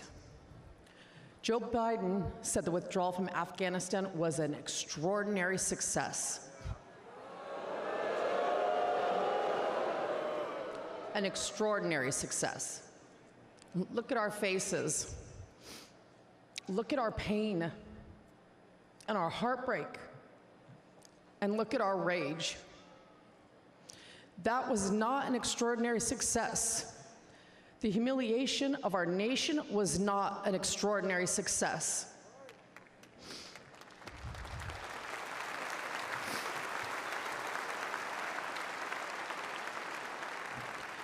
Joe Biden may have forgotten that our children died, but we have not forgotten. Donald Trump has not forgotten.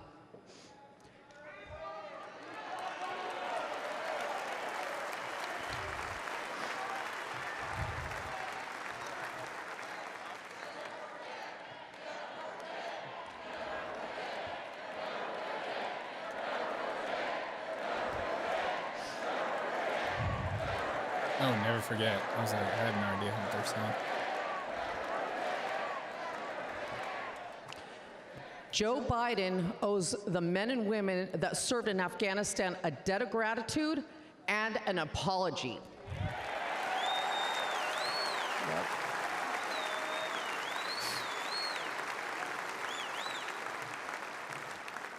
Donald Trump loves this country and will never forget the sacrifice and bravery of our service members. Join us in putting him back in the White House.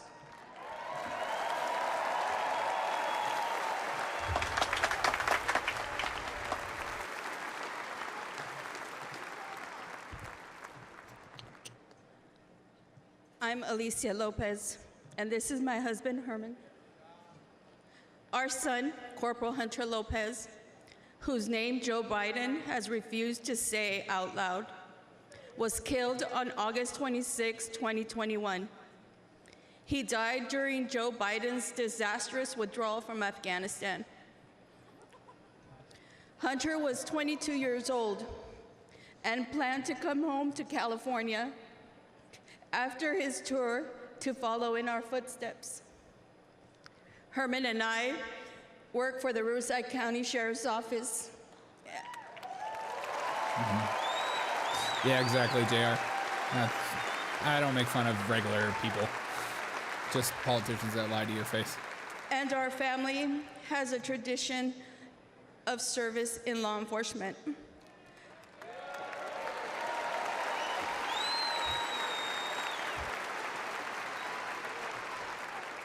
Hunter was excited to carry it on. Instead, in the nearly 3 years since Hunter's been gone, there has been silence. Silence from that empty space at the dinner table, where Hunter would have joined his brothers and sister and us for family gatherings. And there has been a deafening silence from the Biden and Harris administration.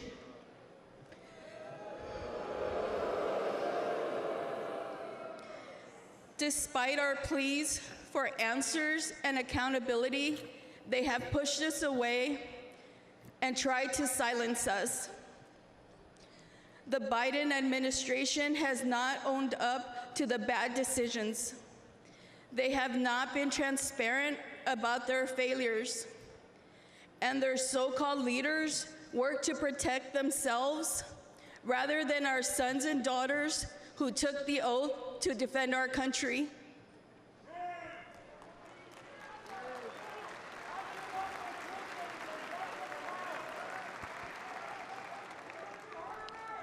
Thank you. When Hunter and the other service members' bodies were returned to the U.S. in Dover, Delaware, Joe Biden met the plane. But he made the occasion more about his son, lost to cancer, than our sons and daughters, lost on his watch. Oh, yeah, I forgot. Worse than that, he has never said their names out loud. It's crazy. And during last month's debate, he claimed no service members have died during his administration.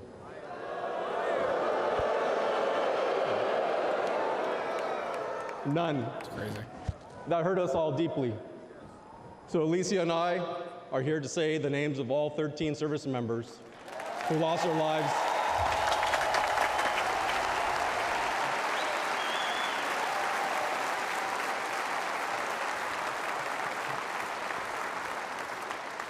all 13 service members who lost their lives at Abbey Gate.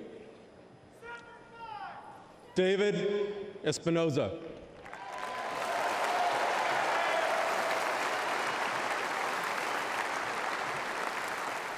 Nicole G.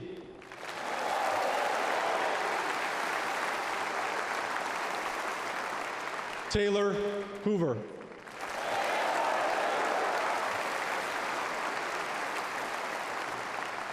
Ryan C. Knaus.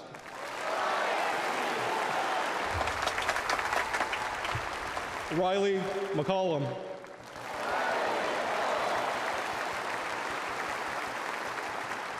Dylan Marola.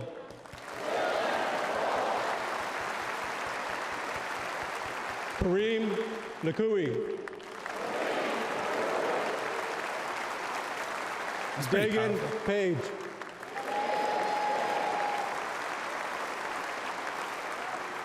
Johanny Pichardo.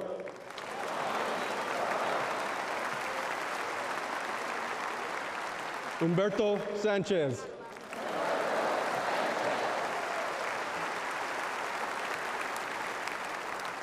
Jared Schmitz.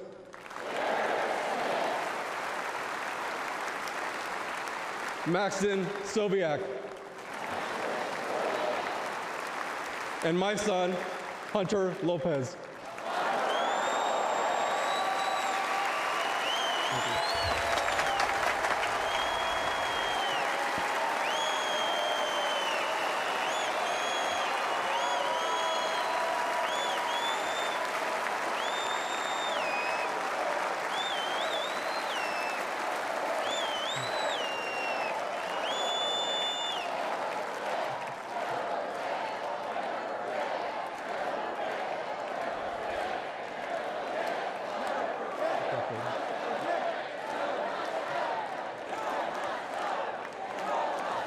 Yeah, they're clapping for their service. Joe Biden has to go. Like a thank you clap. He failed the American people. He failed the Afghan people and our military service members. He failed our family, and he failed Hunter. Donald Trump has a proven record of keeping the peace and honoring those in uniform.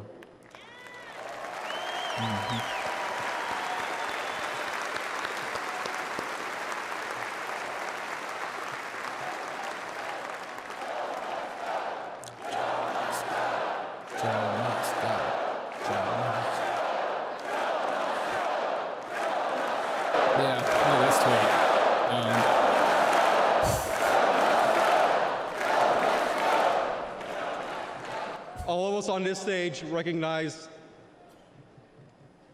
the efforts of Mr. Trump. We know this firsthand. We've experienced it. Whenever we've met with him, he has demonstrated compassion. He has joined us on our mission for answers, and he has given hope to our extended Gold Star family. Mm-hmm.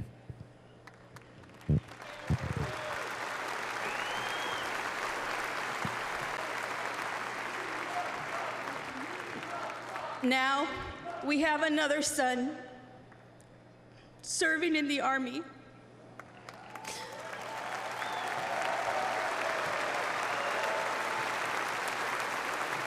And we do not trust Joe Biden with his life. We have faith that Donald Trump to lead our military. Please join us in supporting Donald Trump for President and Commander-in-Chief. Biden doesn't have COVID. He has COVID.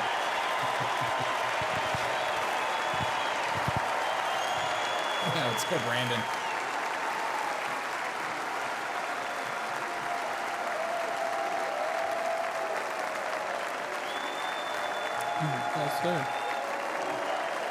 US. I can feel it.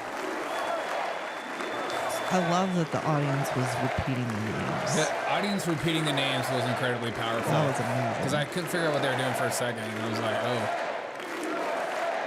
That was awesome. That was really sweet. While campuses struggle to get control of their Things that won't happen. Listen to this. This is fun. CBS is freaking out about signs being passed out at the convention. Every single evening this week, the Republican National Convention is printing signs for delegates and attendees to wave. And tonight's sign is very revealing of where the party is right now. It says, mass deportations now. Mass deportations now. That is the kind of policy that is alarming, even cruel, even un-American to folks on the left. And that is the intended effect. Someone I spoke to just a moment ago said, it's going to make heads explode. And you may wonder, is that where the Republican Party That's just literally is today? I did a little digging. I can tell you from my reporting during the primary season talking to voters, the answer is absolutely yes. And the answer from pollsters is absolutely yes. 3 out of 4 Republicans want immigration to decline in America, and they believe that immigration brings in drugs, brings in crime, and makes the economy worse, even, quote, reduces social and moral values. On top of that, a full 80% of Republicans, according to CBS News' own polling, agree with Donald Trump when he says that illegal immigration is poisoning the blood of the country, one of his most explosive There you go. That's phrases. When you think about the journey that the Republican Party has taken from the party of they don't understand that comment whatsoever. They just assume blood means white. George W. Bush and his or effort. they're just completely disingenuous. I know they're disingenuous. I love that they're freaking out about that. Mass deportations now. It's just like you came across illegally, you shouldn't get a pass. Like, what a stupid precedent to start. Those families do need more hugs. They do need, I'm glad they were. Oh, heck yeah. Finally, we got some music.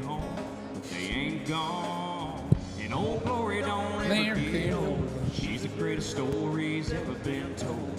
You can try, but you can't take it, can't break. Is that a choir? I think it's a choir. Red, white, and blue. Oh no! It's flying for freedom for me and for you. It's It's so obvious. This country. That's pretty big. That American spirit. That's pretty big. Is it big enough? That's pretty close to Republican DEI in my book. Ladies and gentlemen, please welcome the fraternity from the University of North Carolina, Chapel Hill, who protected our American flag.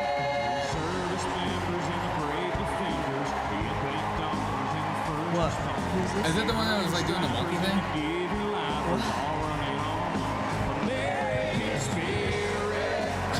This is gonna be, the left is gonna lose their minds about this. Who's this? Isn't this like the frat boys that like are like protecting America? Sorry, I think those were the frat boys that were protecting the American flag during like the Hamas and protests and stuff like that. This is my favorite music. Thank you for saying that. I think the left is going to lose their minds about that. Is that the kid right there? The one that was doing the monkey stuff? Well, look it up. Okay, hold on. You can't take down American spirit, that red, white, and blue. It's flying for freedom, for me and for you. It's what I believe in, this country I love. The American spirit runs in our blood. Come on. Oh, and everything's come off when the flags come out. I don't know who's cycle. In times of great peril, the world calls on unlikely heroes. Of course, Derek's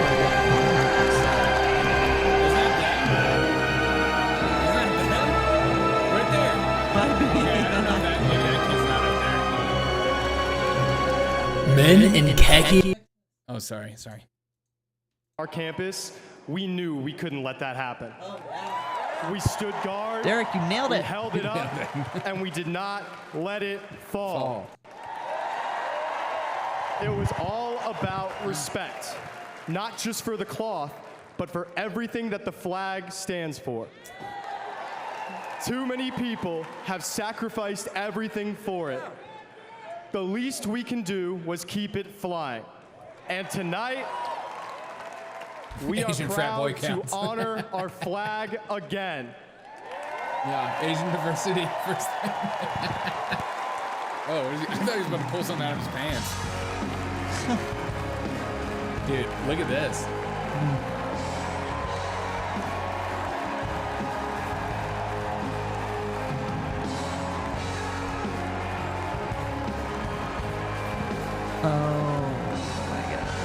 First day that we take back the White House from. Okay, they're doing a commercial. Look at this. This is from CNN, just breaking. And talking to a senior Democratic advisor tonight, who was telling me this. He said he believes the president is being, quote, more receptive to these calls of concern. He goes on to say this: the private conversations with the Hill are continuing, this advisor tells me. He's being receptive, not as defiant as he is publicly. Goes on to say, talking about Vice President Kamala Harris, who initially he wondered how she may fare in a campaign should it come to that. I'm told now he's asking questions, saying, do you think Kamala can win? Again, this advisor offers caution, saying this: it is still unclear where he's going to land, but he seems to be listening. So, Jake, what we do know, this is a new moment for President Biden. Tomorrow marks 3 weeks since the debate in Atlanta, as you well know. He's heard so much concern from across the Democratic Party. Time is running short. The Democratic National Committee was thinking about starting their nomination process next week. That is now on hold. That will not begin until August 1st. So there is a bit of time for the president to make his decision. But hanging over all of this is the same thing as it's been for the last 3 weeks. If not him, who? But tonight, as the president.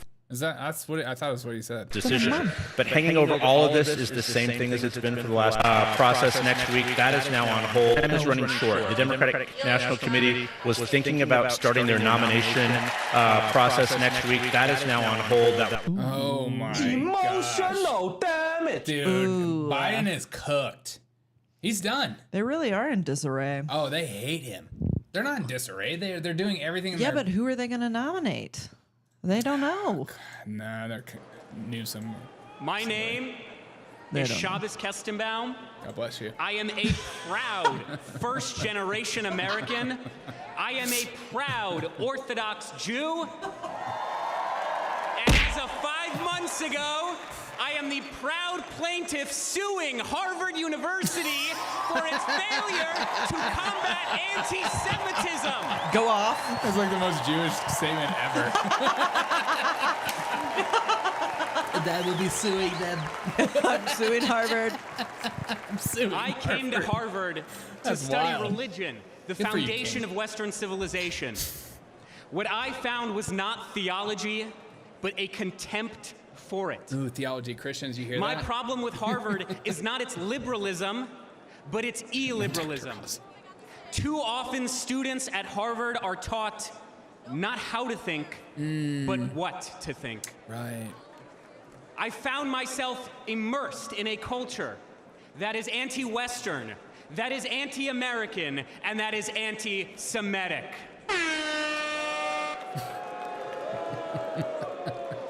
After October 7th, the world finally I should have saw put Jews on what my I thing. and so many Jewish students across this country experienced almost every day. When I planted 1,200 Israeli and American flags on campus, they were all vandalized within 24 hours. I was harassed by my peers merely for being a Jew and have received countless death threats online. Students and professors have openly called for new Hamas-style attacks against the United States. And perhaps most damning, when Hamas terrorists butchered 45 American citizens on October 7th, when they took 12 Americans hostage, Harvard refused to immediately and unequivocally condemn this atrocity. Violet says Nick Fuentes' chat is going off right now. I My can't fellow imagine. Americans, Let's see. the anti-Semitic bigotry, unfortunately, extends far beyond the universities. Although I once voted for Bernie Sanders, Chris would I like now to know if there's a recognize yarmulke that the on far the left bingo has card. not only abandoned Why didn't we the Jewish freaking think of people, that? but I the should've put American him. people. Derek, how are you going to have a huge cowboy hat and The not a Democratic yarmulke? Party, I the don't know. party I I should've. Bingo registered card. to vote for the day I turned 18, has become ideologically poisoned. And it is this poison, it should is have, this like, a Nick corruption Fuentes screen. that is infecting far too many young American I think I'm students. going to do that. Let's be clear. The far left's anti-Semitic extremism has no virtue, and the radicalism on our campuses and on our streets has no moral legitimacy.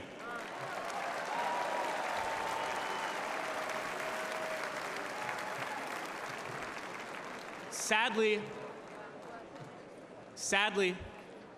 the far left-wing tide of anti-Semitism is rising. But tonight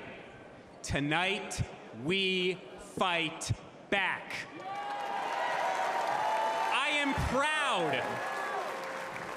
am proud to support President Trump's policies to expel foreign students who violate our laws, harass our Jewish classmates, and desecrate our freedoms.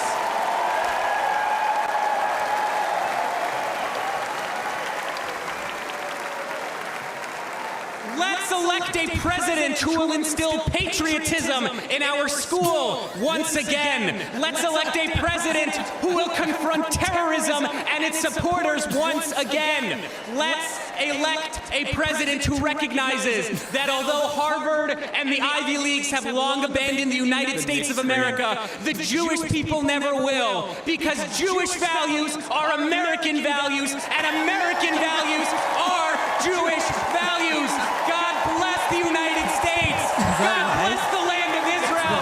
God bless, protect, and return the American hostages in Gaza now.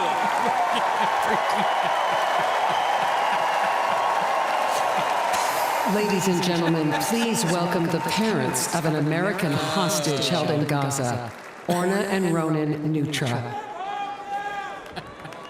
All right. that was worth it for myself.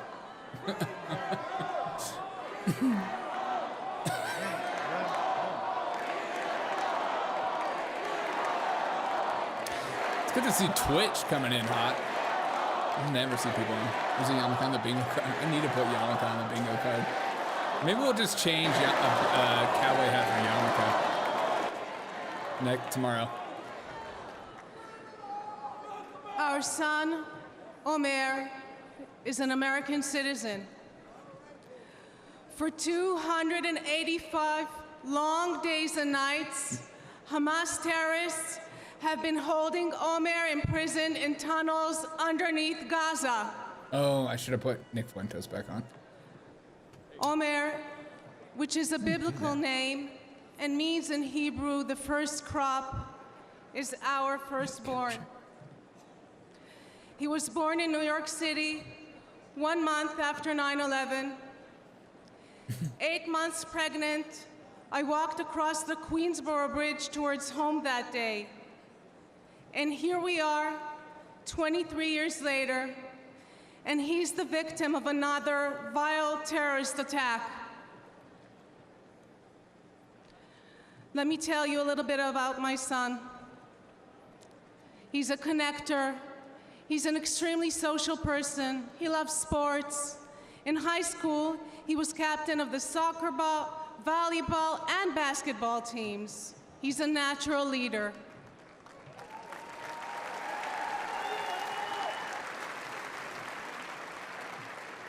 And he cares deeply about others and about helping them grow. He turned 22 on October 14th, 2023. And instead of celebrating with us and with his friends, he spent his birthday as a hostage of Hamas terrorists. Imagine, over 9 months, not knowing whether your son is alive, waking up every morning, praying that he too is still waking up every morning, that he is strong and is surviving. I recite Psalm 23 in his merit every single day. Say it. Gam ki elech begei tzal mavet, That is lo not how erah mine reads. ki ata imadi. I walk through the shadow of the, There you go. the valley of the shadow of the death. I will fear no evil. Close. For thou art with me, thy rod and thy staff, they comfort me. Good. Let's go. Bring them home. Bring them home. Bring them home. Bring them home. Bring them home.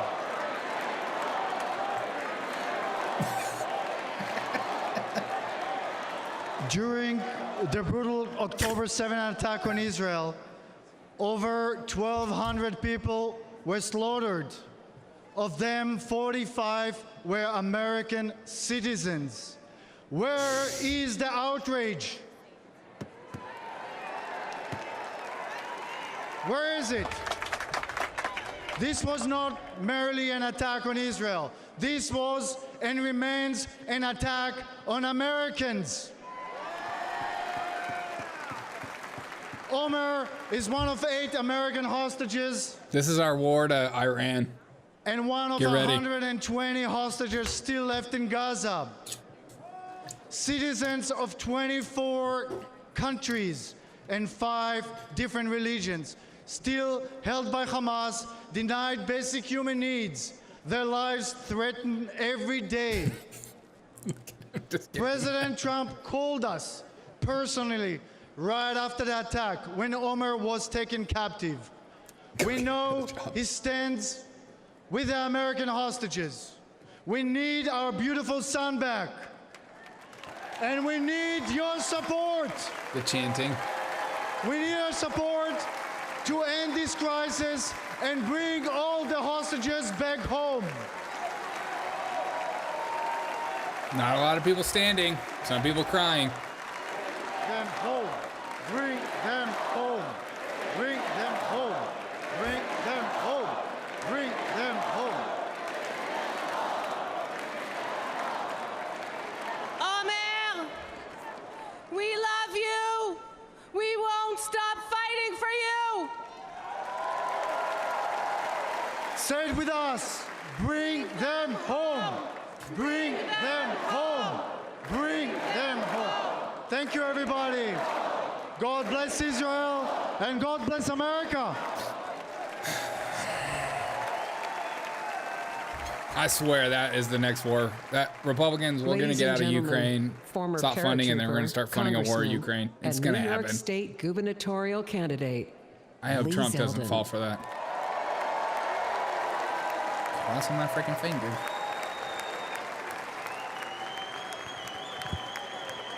Finally. Hello, Wisconsin. I'm Lee Zeldin from New York. Oh.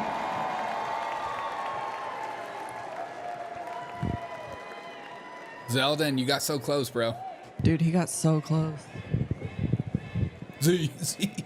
A nation led by President Trump See if Nick's is okay. a nation stronger, He's not doing okay. safer, and more secure. As a former 82nd Airborne paratrooper, Why are we talking? I want a military focused on being the world's greatest fighting force. Why is there Jewish flags not behind its them? biggest I should social have put Jewish flags experiment. on there. Why didn't I put Jewish flags on my bingo instead of Ukraine flags? I'm an idiot. We Ukraine need is a president Democrats. treating our friends as friends and our adversaries as our adversaries, understanding they only respect strength, not weakness. Yeah. I was on the House Foreign Affairs Committee under 3 presidents, but only one ended wars without starting new ones. President Donald Trump. We're about to have another Dwight speech. You think we're gonna have another Dwight? I still Yeah. have it. I think queued up. I do. As one of 2 Jewish Republicans in Congress, it was amazing to witness history-making progress, strengthening that's the Republican DIE for U.S.-Israel me. relationship under Sorry. President Trump, That's Republican DEI. moving our DEI for me. embassy in Israel to Jerusalem. Right, that's Republican DEI. I'm a one of 2 Jewish. Like, who cares? I thought For we sure. I thought we didn't care about that. It doesn't matter. No, it does. And launching the Abraham Accords, which no one said was possible. I got coffee on this. Soleimani and the ISIS caliphate were eliminated. President Trump withdrew from the Iran deal. Stop those insane ransom payments and crippled Iran with maximum pressure. I already had Iran down here. UFO. But then UFO we got a D. Everything went downhill under Biden. Again, I don't Yes, know the guy who if you wanna play. advised Obama not to take out Osama, Joe Biden advised against the mission that killed Osama bin Laden. Look at this picture. As an American, and especially as a New Yorker, that's unforgivable. Even in his prime, he had bad judgment. And it's only gotten worse with age. We cannot count on Biden to make this kind of crucial 3 a.m. decision. He's not going to be Heck, president. we can't rely on him at much 3 longer. in the afternoon. He is going to bow out. He has refilled Iran's coffers. Since October 7th, Biden has pandered to anti-Semites who cheer Hamas's attack. All while Americans are still being held hostage in Gaza. Biden turned 13 Blue Star families into Gold Star families with his fatal withdrawal from That looks like Afghanistan. And then he look lied like about Beavis. it during last month's debate, claiming that no service members had died under his watch. Okay, you see he's talking about Joe Biden. Listen to this. This is CNN right now, okay? I just want to break. They are going hard on Biden right now. I've been to a lot of conventions. I've never seen anything this politically devastating done at a convention. I mean, they have proven to the American people that the commander-in-chief failed these families. If I were Joe Biden and I saw that tonight, I would resign my office, go outside, dig a hole, get in it, and not come out for a while. Dude, they are not letting up. Everything for us. Marcia says he can't stand. We need him back in the White House now more than ever before. Oh my God. To make America great again, we must first, and God willing, we will expand the Republican majority in the United States House of Representatives. We will flip the United States Senate. We are going to elect J.D. Vance, our next vice president. How dare you guys? And we will make Donald J. Trump the 47th president of these United States. Yeah. Thank you. God bless you. God bless President Trump and his family, and God bless America. Uh-oh. Look at MSNBC, they're losing. I freaking hate this guy. Take him to the goal line. Well, he'd be at 268 electoral votes, but he wouldn't be in the end zone. He would be just short. And that brings us to the second set of battleground states, the 3 states here, Great Lakes states. If you look and over this here. is what the Biden campaign thinks Derek, is we need you to ultimately do that. its firewall It's in this campaign. fire. We're talking about Wisconsin, I got a Michigan, green and screen. I can do Pennsylvania. it. Remember, Oh. Biden flipped all of these states in 2020. He's originally from Scranton, Pennsylvania. He has played up his ties to blue-collar areas in Pennsylvania, places like Pennsylvania. The Democrats think the polling That's has a been lot of better red, for them in these Frank. states, more encouraging than it has been in the South. So look, Matt Gaetz from the does Biden look like campaign Beavis. standpoint, if they lose those 3 we just took you through, but if Biden can hang on in Pennsylvania, in Michigan, and in Wisconsin, look at that. By the slimmest possible margin, he'd win the election with 270 electoral votes. And that takes you to J.D. Vance and something very interesting that Donald Trump said when he picked J.D. Vance. He said he wanted Vance as the VP nominee to camp out in Pennsylvania and states like it. Vance from Ohio, Trump believing Vance can win over voters that have appealed to that Biden's appealed to in the past. And look at it this way. If Vance can accomplish that for Trump and flip just one of these states, that is all it would take if Trump's getting these other 3 to get over the top. So that's the task Trump has talked about for J.D. God. Oh, my man. He's adorable.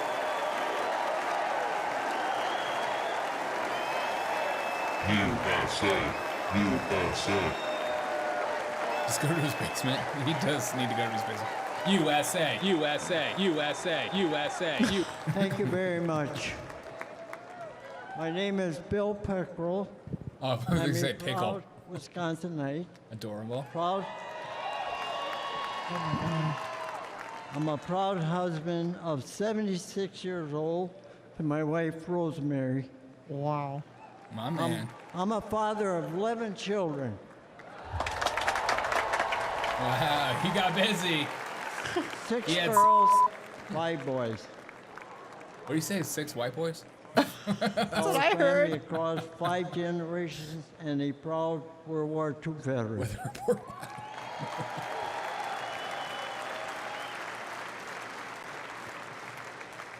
I'm 98 years old. Wow. 98. 98. Dang. I always like, am I gonna live that long? No chance. Some call us the greatest generation. Boo, it's millennials. That's an honor, considering America is the greatest nation in the history of the world.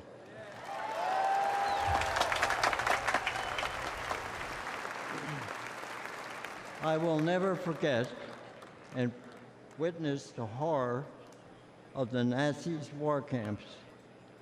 In the Battle of the Bulge, oh, Nazis. Let's my check on friends Nick. and I fought to stop the Nazis' last major push in the Western Front.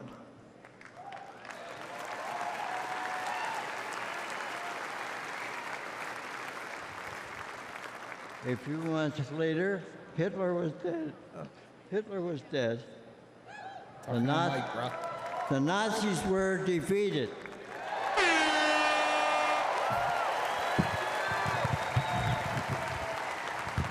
Voting 100%.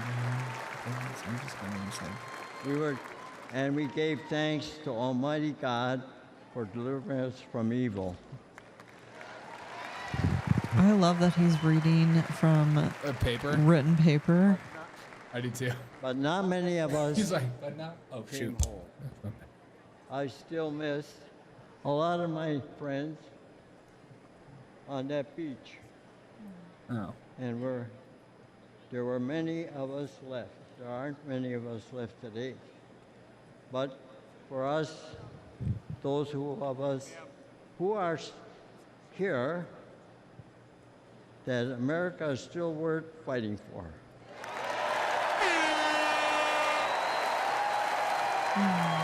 Oh, sweetheart. He's adorable. Cute.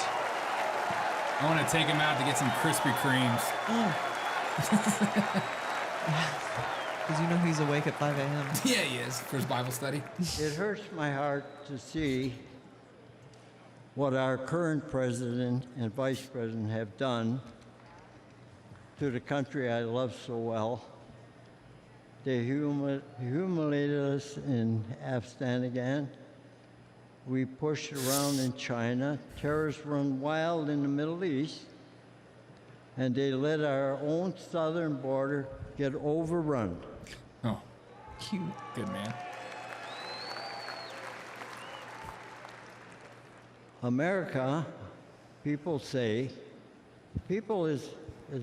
America is an idea. But I believe America is much more than that. America is our home.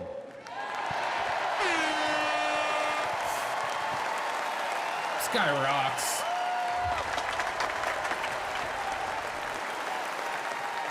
Okay, this is not funny anymore.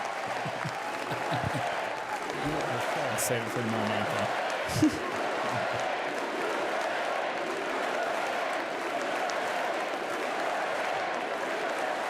I'm gonna come. You know, when I was fighting in Guys, Europe, please drop a like on the video if you're watching. Greatly helps. and I Appreciate came back you. home, I kissed the ground, thanking God that I'm back home in my country. Oh, sweetheart. 98. Standing, And where talking. I come from, Freaking wild. when somebody comes for me or my home, you dig in your boots in the ground and never look back.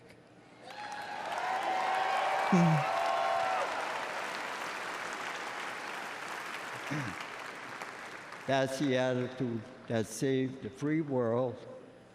And those years ago. And President Trump, back in Commander-in-Chief, I would go back to re-enlist today. I'm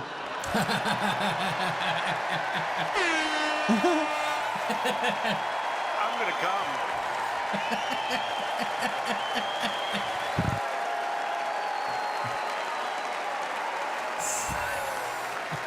And the numbers are so depleted, we actually need I him. would storm whatever beach my country needs me to fight again. God bless you. God bless our home and the United States of America. Dude, that jacket is sick. I love him. Gotta have that jacket. You are sir. You are sir.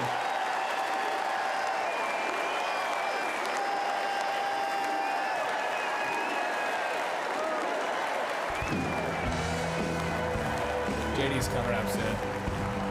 I saw him update. Oh, you did? Yeah. Thank God. Yeah. Don't back down. Oh, R.I.P. Won't back down. You saw Tom Petty, didn't you? Yeah, I saw Tom Petty once. Incredible. Whoa, let's check in on Jealous. Psychopaths. Oh yes. Oh, that's yeah, a big so hat. you have a Lincoln hat on. I know that former President it's Trump not a thought cowboy that hat. Senator J.D. Vance looked like Lincoln. Is that why you're wearing it? No, I wore this.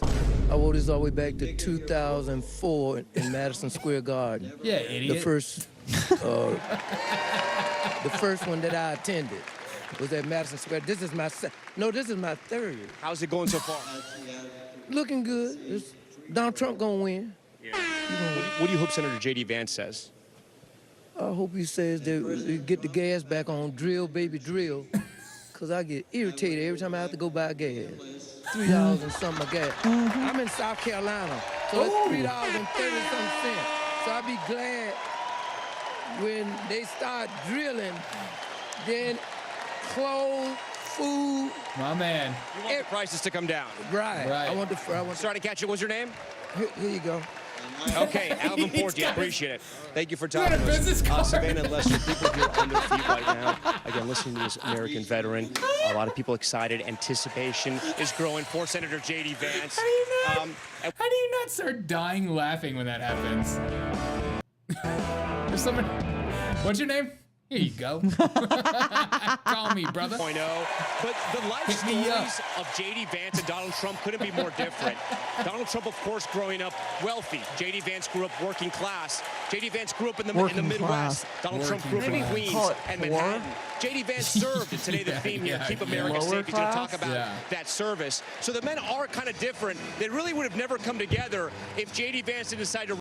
Perhaps Donald Trump's granddaughter will. All right, they're getting ready for him. Donald Trump Jr. DJTJR. He's like, turn it off. Good evening, America. Before I begin my remarks, I'm going to do something a little uncharacteristic. A Trump is going to give up the microphone. Doesn't happen often. You may never see it again.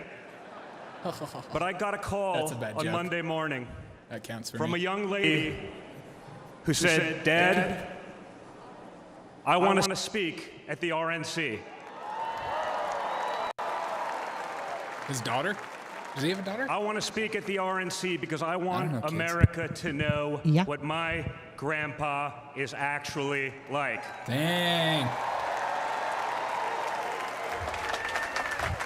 So for the first time ever on a stage, She's first starting her time ever podcast. giving a speech, I want to bring out my eldest daughter and the eldest granddaughter of the President of the United States, your favorite president, Kai Madison Trump. Nice. She's joining Fox and Friends. And she's hot. Everyone settle down. She's underage. God. How old are you? God. I just feel like that's what every freak is Hi, saying. everyone. My name is Kai Madison Trump. I am the granddaughter of Donald Trump. I'm speaking today to share the side of my grandpa that people don't often see.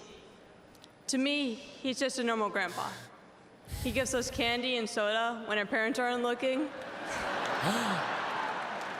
He always wants to know how we're doing in school. When I made the high honor roll, he printed it out to show his friends how proud he was of me. And he calls me during the middle of the school day to ask how my golf game is going and tells me all about his. But then I have to remind him that I'm in school and I'll have to call him back later.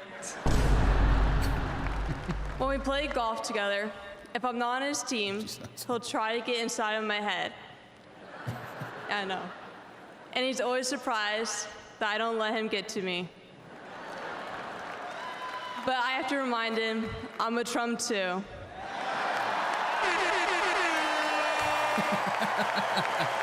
Oh no, liberals are gonna be mad. They're humanizing him. How dare you? Even when he's going through all these court cases, he always asks me how I'm doing. He always encourages me to push myself to be the most successful person I can be.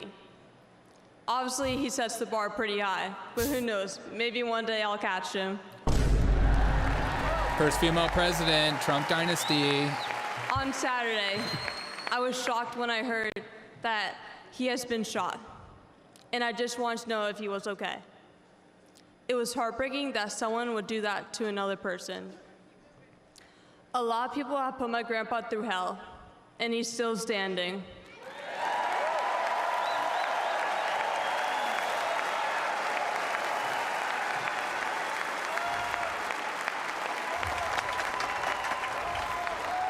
Grandpa, you are such an inspiration, and I love you.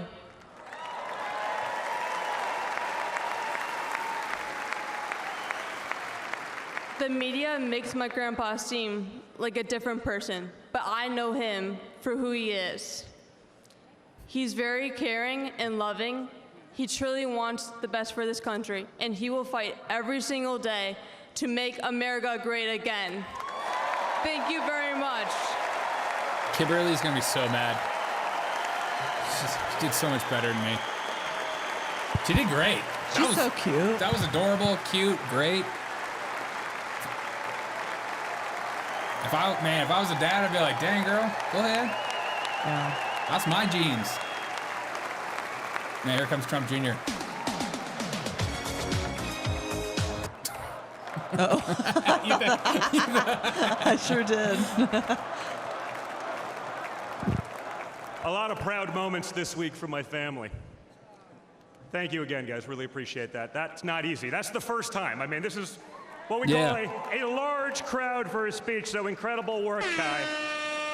Friggin' arena for your first speech. Back to business. Ah. Guys. Thank you, sir. Tonight we gather here in Milwaukee at one of the most crucial moments in American history. Just days ago, something that once seemed unimaginable became a terrifying reality. My father came under literal fire as an incredible, patriotic rally turned into a tragedy. On a field in Butler, Pennsylvania, a brave firefighter died. Others were injured, and as those bullets rained down, we came millimeters away from one of the darkest moments in our nation's history. But we did lose an American hero that day. We wish that he were with us tonight. But his memory will live on forever in the hearts of his family, his community, and the nation that he loved.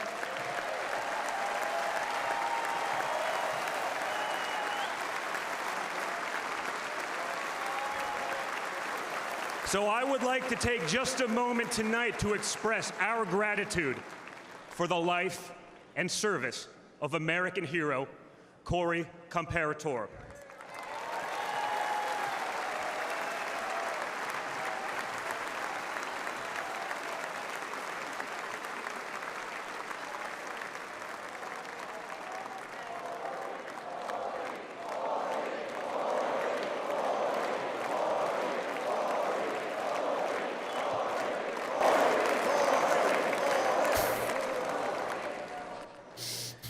They say you can't truly know how you'll respond in a moment of danger until you're actually confronted with it. So what was my father's instinct as his life was on the line? Not to cower, not to surrender, but to show for all the world to see that the next American president has the heart of a lion.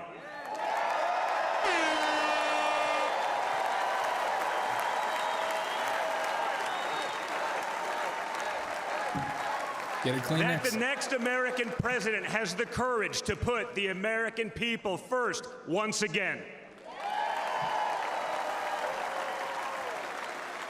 And in that moment, my father didn't just show his character, he showed America's character. Don't close your eyes. When Liberals he will say you're stood up sleeping.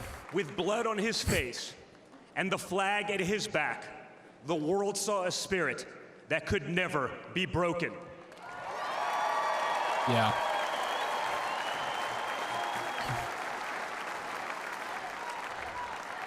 And that is the true spirit of America. America knows what it's like to be down. We know what it's like to be confused and to be afraid. Long before the attempt on my father's life, every American I met was filled with fear and anxiety. They were afraid our country was being torn apart. They were anxious about the massive and chaotic invasion of illegal aliens across our border.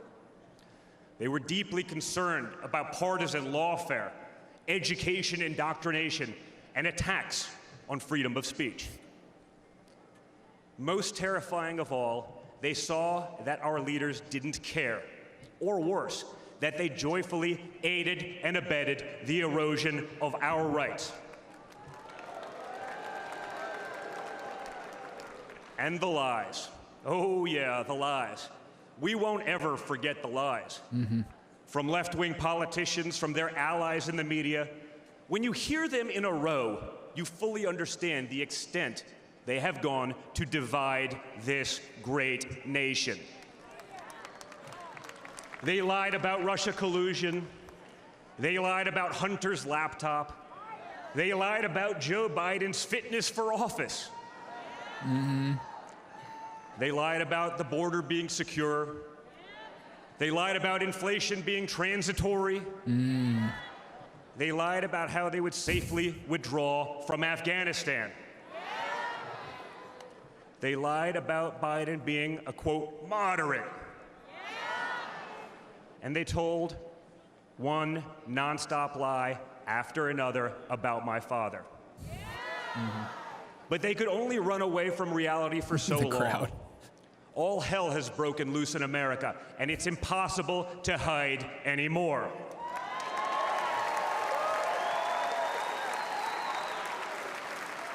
Remember Build Back Better?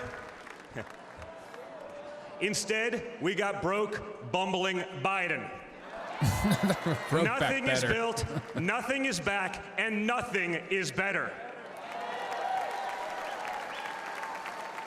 Bridges are collapsing, our credibility is crumbling, and our money is worth less and less every single day. It was just one giant bait and switch, and normal Americans are the ones left holding the bag. Housing costs, gasoline prices, grocery bills just keep going up. Wave after wave of illegal aliens, deadly drugs keep pouring across our border. Meanwhile, pro-crime district attorneys have turned our cities into giant crime zones. They've turned criminals into victims, prosecutors into criminal defense attorneys, and police into public enemies. Left-wing activists are pretending to be educators, teaching our kids that there are 57 genders, but they can't even define what a woman is. On one hand, sounds like a they WWE think free crowd. speech protects their right to expose your children to explicit drag shows. On the other hand, they want to put you in jail for making a meme. It's like the entire world has been turned upside down. Does any of this sound like a country that's going in the right direction? No. This is like a And like honestly, I'm an AME church. I who love is it. actually running the country anyway?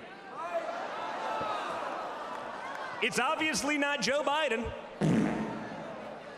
So who are they asking us to elect? Seriously, who's running things? Obama. Say it. Does anyone really know? Is it Jill? Is it Hunter?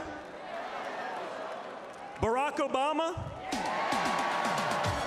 Maybe it's the ghost of Corn Pop. Come on, man. You can do better. Come on. Whoever is running the show, the only Ghost of thing Corn they are effective at is persecuting my father. They twisted, contorted, and corrupted the criminal code to turn bookkeeping errors into felonies. They concocted new legal theories out of thin air. They imposed gag orders on my father because the last thing a defendant should be able to do is defend himself, right? They punished him for merely speaking the truth. Yep. They say they hate Vladimir Putin, but it sure seems like they've spent a lot of time copying his playbook.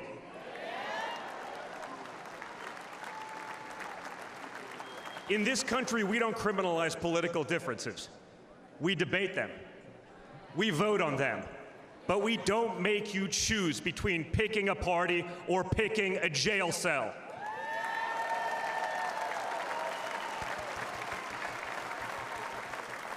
Bring your daughter back out. There was a time when the Democrats really wanted what was best for America, even if they had a different way of getting there. It was the party of Franklin Roosevelt, John F. Kennedy, Martin Luther King Jr. You may have disagreed with that party, but at least you could respect it. I wonder if ABC is playing this. But this new extreme Democrat party. Yep.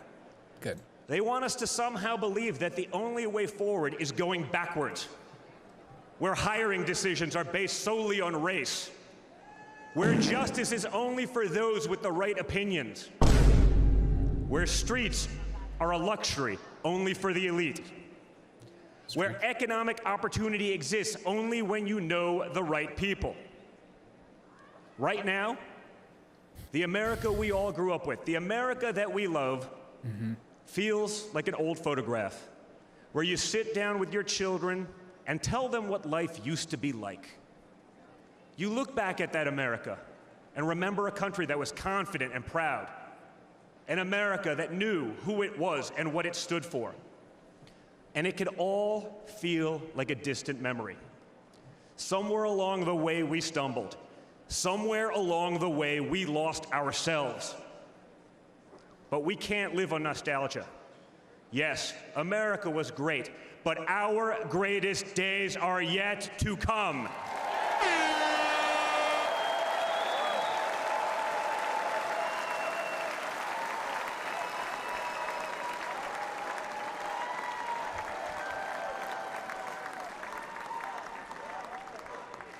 Because no matter how far off that old photo may feel, it's not the end of our story. We're like that man who stood on that platform and felt the bullet pierce his flesh just days ago in Pennsylvania.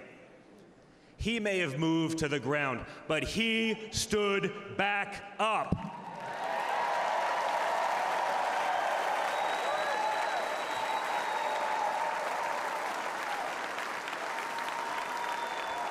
And when he did, my father raised his fist into the air. He looked out at the crowd, and what did he say?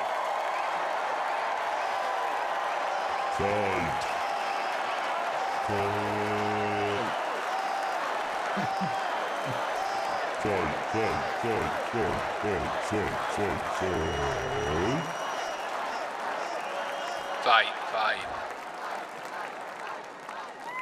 And we will fight. We will fight. We will fight with our voices. We will fight with our ideas. We will and fight on November 5th, we will fight with our vote.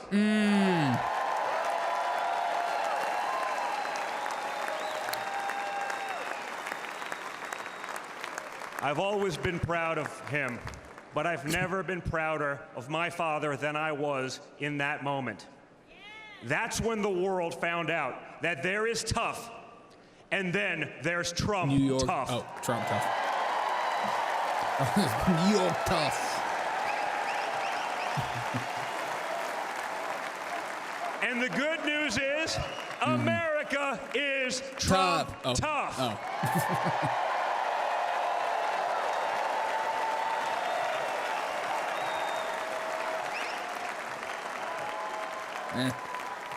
This is okay speech.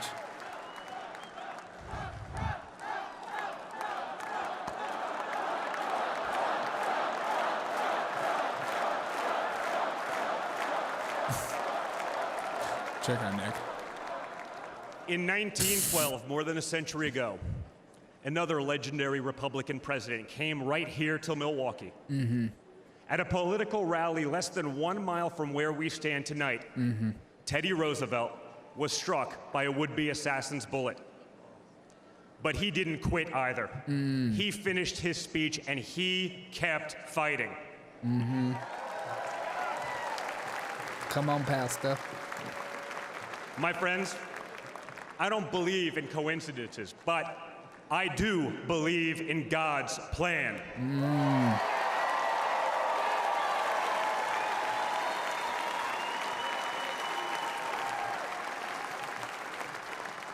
Today, Teddy Roosevelt's man in the arena has a name, and it's Donald J. Trump.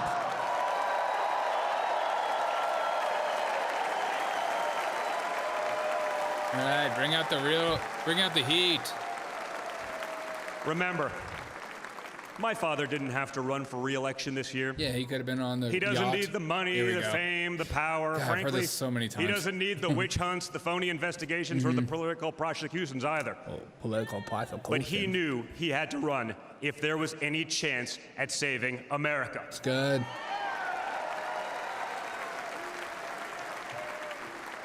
He's not doing it for himself. He's doing it for everyone here tonight, for everyone watching at home.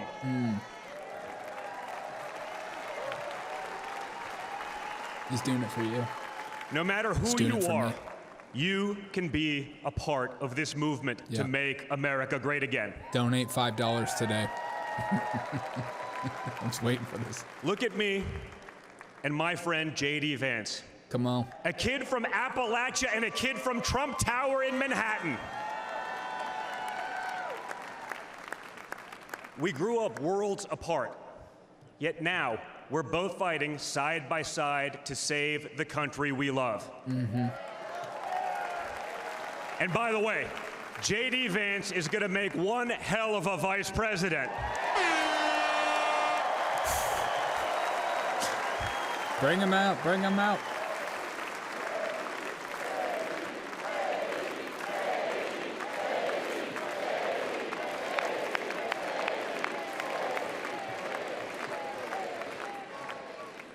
For those of you who have tuned out politics or have never even voted, I want you to know, if you're looking for a better life, a more prosperous future, a safer, more wholesome and patriotic place to call home, there's Patriot room drink. for you in this party and in this movement. Yeah. Yeah.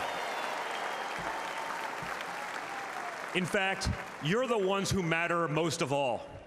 Thank you. My father has always said that the people he gets along with best are the people who really work for a living.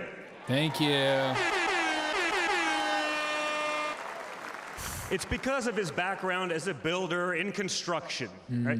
In construction, it doesn't matter how smart your architect is if you don't have the best guys laying the bricks. People with grit. People who get their hands dirty. Yeah. That's a big problem with Washington, Never D.C. wash your hands. Most of the bureaucrats who rule over us have never built anything in their lives. Nope.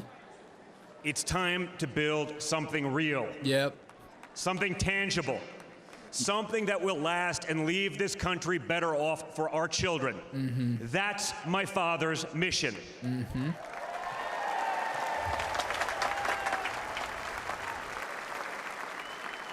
What does he think for Appalachia? This November, we have a choice. Yeah. It's a choice between one team that wants to build this country up and another that wants to tear this country down. It's a choice between people who are proud of America and people who are ashamed of America. Yeah. And ultimately, bring him out. It's We're a done. choice between It's America enough. last and America first. Okay, bring out Vance already. So if you love this country from the bottom of your heart, if you want to bring back common sense, if you want to save the American dream, if you want to stand up and fight for the future of our nation, you must re-elect my father, Donald J. Trump. Yeah.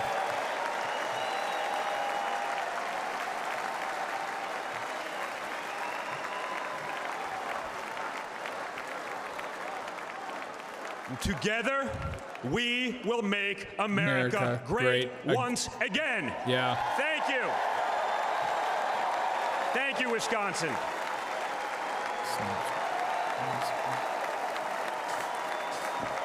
All right, finally. Bring out the real guns. They're asking a lot from these Midwesterners. These old people. It's 9:35 Wisconsin time. It is. Yeah. That is late.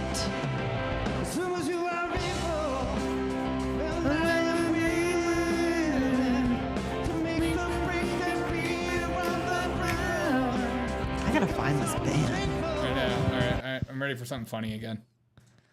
Something funny again. We have an entire lineup and bucket to get through. This is one of those moments we will never forget. Oh, there's the lovely Heidi, everybody. Oh, hey. What a great lady. I talked to her backstage. I think it gets inappropriate. That was a different one.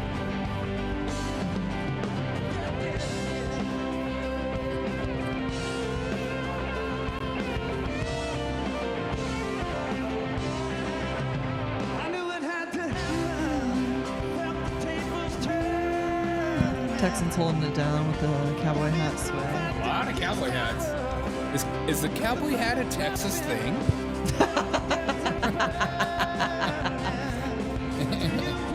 Yeah, I think they've got them. I'm hearing that Texans wear cowboy hats. It's Yes. new. Yes.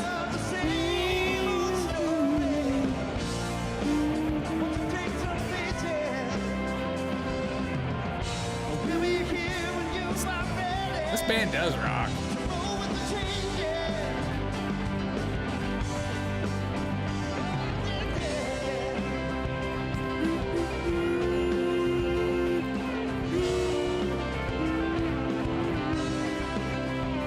Hey guys, look. It's the center. It's the director of the SS. This is exactly what we're doing today. Kimberly, Secret Service, not having a good run. Willie says Joe Biden will be ending the Democratic convention by 8 o'clock. Joe Biden ain't making it, my friend. He is going to be replaced. They have been fighting it for long enough. And if I am looking at reports right now constantly, and they are talking about Joe Biden being replaced and him actually being okay being replaced. And if that's the case, I think it's over. You know? Once the machine, and let's not get it twisted, I am not a fan of what they're doing to Joe Biden. Once the machine decides that you aren't the right candidate, they will do everything to bring out stories. And I bet, like, you know, mainstream media is like threatening him, like saying, hey, you sure you want to run? We could start running these diary stories. We could start running these stories. It's going to tarnish your reputation. I just like, do you see him making it to the convention? I don't. Joe Biden? Yeah. It's in a month. No. No, I don't either. No freaking way. Because why? I mean, compared to a week ago when he was like, I'm absolutely running, and now he's quote unquote receptive. Yeah. To stepping down. Yeah, the minute I heard the word receptive, I was within like, a that's week. over. That's within a week. Yeah. Freaking receptive. Don't you think he's tired? It's nothing short of a miracle that J.D. Vance is a household name. Amen. Or a United States Senator. Or our next Vice President. But here he is. Born into poverty. His family torn apart by drug addiction. No money. No prospects. No future. No. J.D. joined the Marine Corps. Used the GI Bill to attend college. Then went to Yale and earned a law degree and shared his heartbreaking story in a best-selling book. Only in America is this story possible. Yeah, I guess Kamala's president But today, right now. for many families, the American dream is now gone. It's over. And this is the team tough enough to bring it back. J.D. Vance understands that working families have become the forgotten families. Under Biden, wages are going down while prices skyrocket, forcing the majority of Americans to live paycheck to paycheck. Working families will have J.D. Vance fighting for them. Seniors, J.D. will have your backs too. No more deciding between putting food on your table and paying for the prescriptions you need. Or eating cat food. As a husband and father, J.D. knows the importance of fighting for a parent's right to protect their children. And you can count on this Marine to stand up for our soldiers who put their lives on the line for their country every day. J.D. Vance's story is one of perseverance, and dedication, of duty, of commitment to what's right.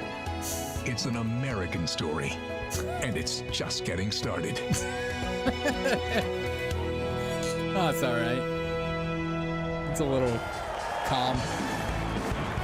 Ladies and gentlemen, please welcome Usha Vance. Oh, wait. His wife. I don't. Yeah, maybe he's not talking to her. Is he talking to her? Yeah, he's talking. She's gonna. Usha. That's a great name, Usha. It's like OSHA. Send in Usha. Okay, turn it off.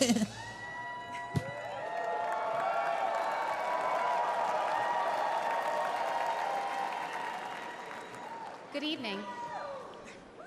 Good evening. Yeah, that commercial was expensive. When I was asked to introduce my husband, J.D. Vance, to all of you, Let's go. I was at a loss. I like that one eye What could look. I say that hasn't already So been said cute. before? I hate it. After all, the man was already the subject of a Ron Howard movie. J.D. has shared much of his life through his own eloquent words. She's got to put it In his behind book, the ear. Come on. Hillbilly Elegy, during his Senate campaign, and now as a sitting United States Senator. It's her vibe. Oh, It there you occurred go. to me that there was only one thing to do, to explain from the heart why I love and admire J.D. and stand Let's here see how beside Nick Fuentes him is doing. He's today, probably freaking out. Yep. and why he will make a great Vice President of the United States.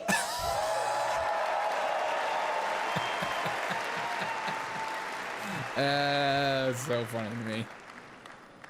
I met J.D. in law school when he was fresh out of Ohio State, which he Ew. attended with the support of the GI Bill. We were friends first because, I mean, who wouldn't want to be friends with J.D.? He was Friends with then, benefits. as now, the most interesting person I knew. Yeah. A working class guy who had Working overcome class childhood drink. traumas that I could barely I fathom gotta add that tomorrow. to end Working up class. at Yale Law School. A tough Marine who had served in Iraq, but whose idea of a good time was playing with puppies and watching the movie Babe. The most determined person I knew with one overriding ambition: to become a husband and a father, and to build the kind of tight-knit family that he had longed for as a child. My background is very different from JD's. I grew up in San Diego, in a middle-class community. Shout out to middle class. With two loving parents, both immigrants from India, and a wonderful sister. That JD and I could meet at all, I got Nick let reaction alone fall in cam. love and marry, This is is a his- testament to this great country. Just when there's a Jew or somebody of color on screen, I put Nick on.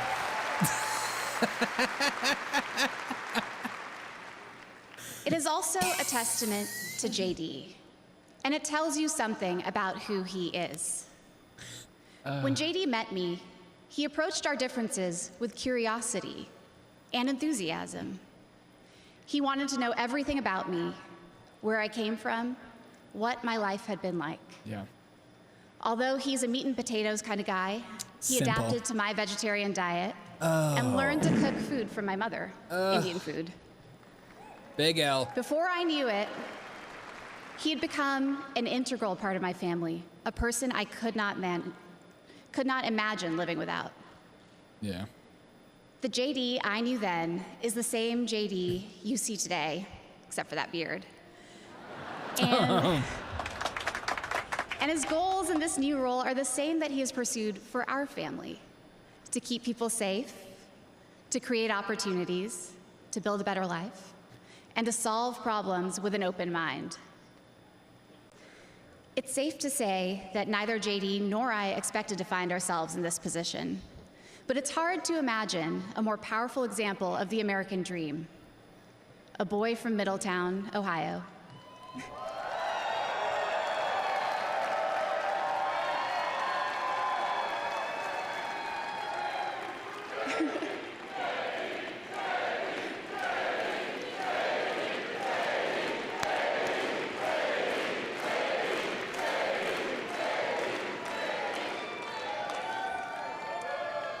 Raised by his grandmother through tough times, chosen to help lead our country through some of its greatest challenges. I am grateful to all of you for the trust you have placed in him. You're welcome. And in our family. And with that, it is my great privilege to introduce my husband Here we go. and the next Vice President of the United States, J.D. Vance. J.D. Vance. I'm going to come. Oh my. I'm going to come. Oh. I thought we were about to see a makeout scene. Play some down-to-earth Appalachian music. Yeah, that's that hillbilly stuff. Just like you, working hard, doing what I can. Is this pandering or is this his favorite song of all time? You tell me in the chat. Thank you.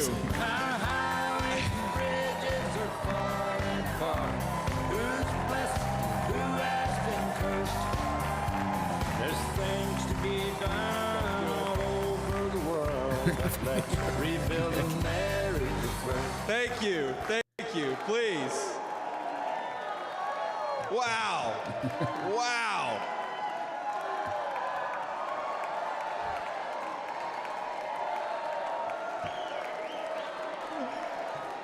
Chicken picking.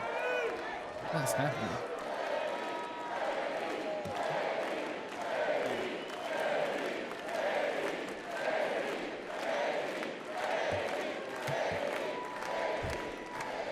Yeah. First of all, aren't I a lucky guy? Isn't she lovely and amazing?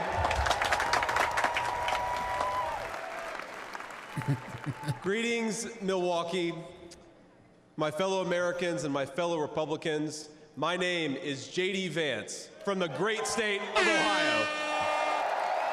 Nice.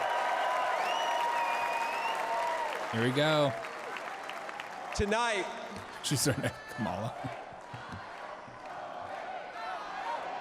H-I-O. No, we're not doing that. No.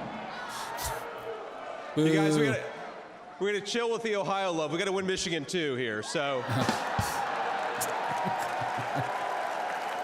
That's an Ohio State joke. Very funny. Did you see me laugh?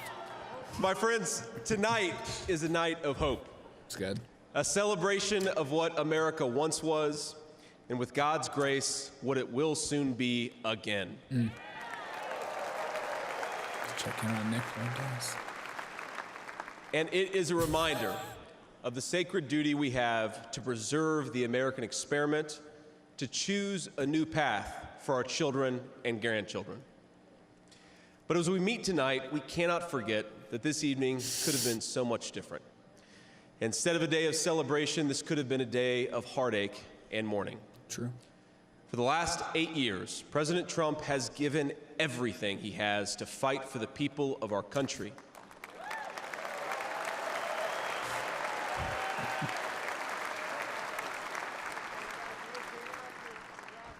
He didn't need politics, but the country needed him. Did it? He's like, this is a good line. Now, prior to running for president, he was one of the most successful businessmen in the world. He had everything anyone could ever want in a life. And yet, instead of choosing the easy path, he chose to endure abuse, slander, and persecution. And he did it because he loves this country.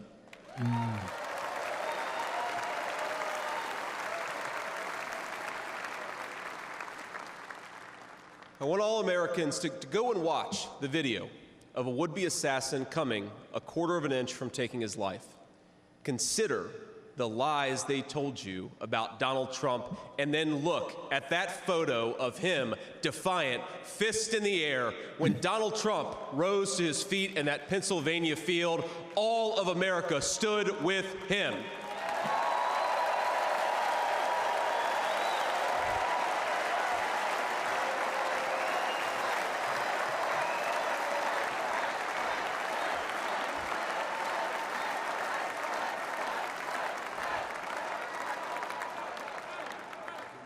And what did he call us to do for our country? To fight for America. Even in his most perilous moment, we were on his mind. His instinct was for us, for our country, to call us to something higher, to something greater, to once again be citizens who ask what our country needs of us. Now consider what they said. They said he was a tyrant. They said he must be stopped at all costs. But how did he respond? He called for national unity, for national calm, literally right after an assassin nearly took his life.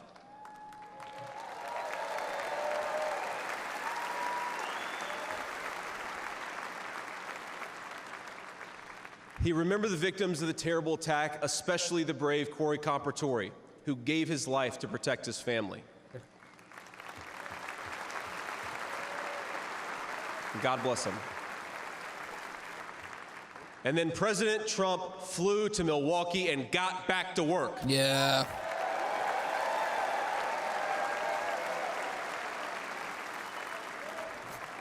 Now that's the man I've gotten to know personally over the last few years.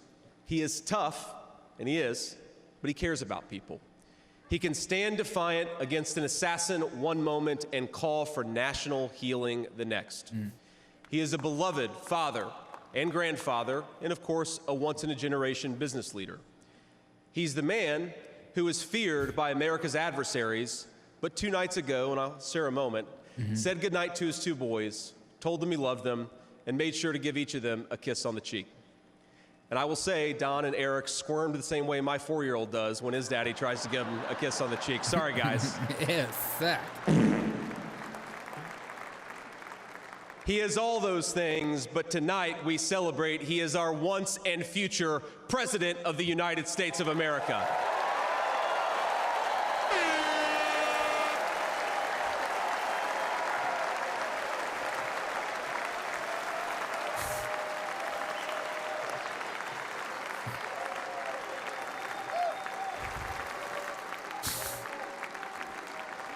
Now, I want to respond to his call for unity myself. We have a big tent in this party on everything from national security to economic policy. But my message to you, my fellow Republicans, is we love this country and we are united to win.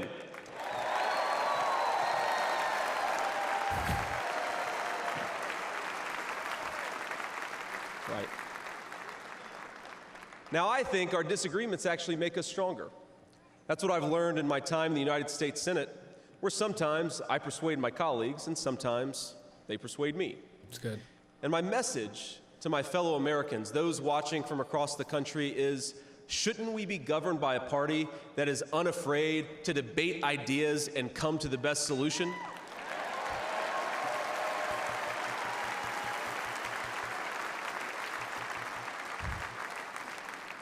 That's the Republican Party of the next 4 years, united in our love for this country and committed to free speech and the open exchange of ideas.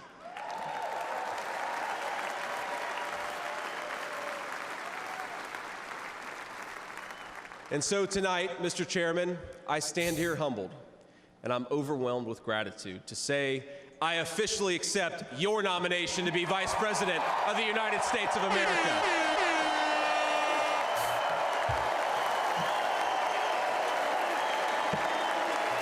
Ozempic is the only reason you're VP now?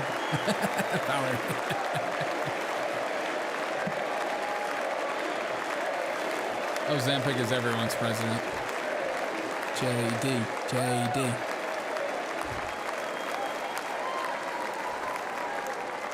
Thank you. Now, never in my wildest imagination could I have believed that I'd be standing here tonight. I grew up in Middletown, Ohio. A small town where people spoke their minds, Scranton, built with their Pennsylvania. hands, and loved their God, their family, their community, and their country with their whole hearts. But it was also a place that had been cast aside and forgotten by America's ruling class in Washington. When I was in the 4th grade, a career politician by the name of Joe Biden supported NAFTA, a bad trade deal that sent countless good jobs to Mexico. Boo. When I was a sophomore in high school, that same career politician named Joe Biden gave China a sweetheart trade deal that destroyed even more good American middle-class manufacturing jobs. No, damn it! Boo.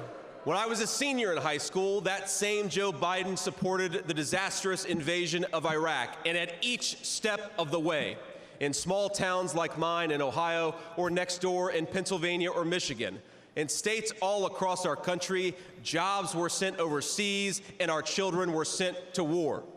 And yeah.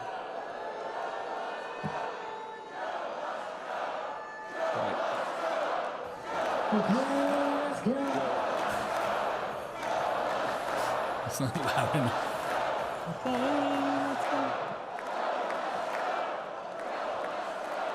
Joe. Oh, she ain't having it.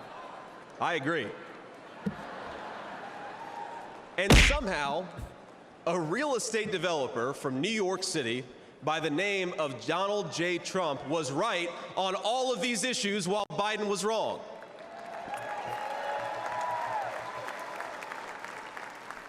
President Trump knew even then that we needed leaders who would put America first. Only America?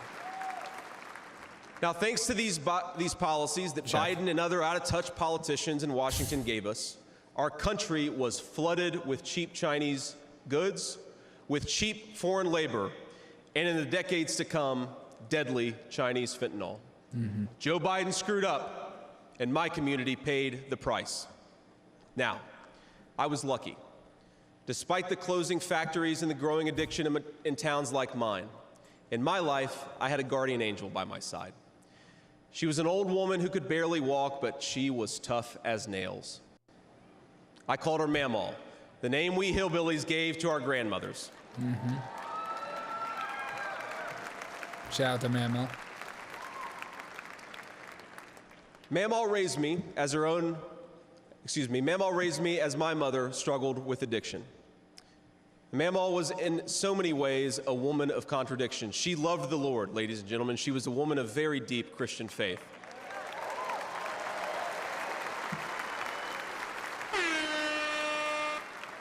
But she also loved the F word. Oh, I'm not kidding. She could make a sailor blush.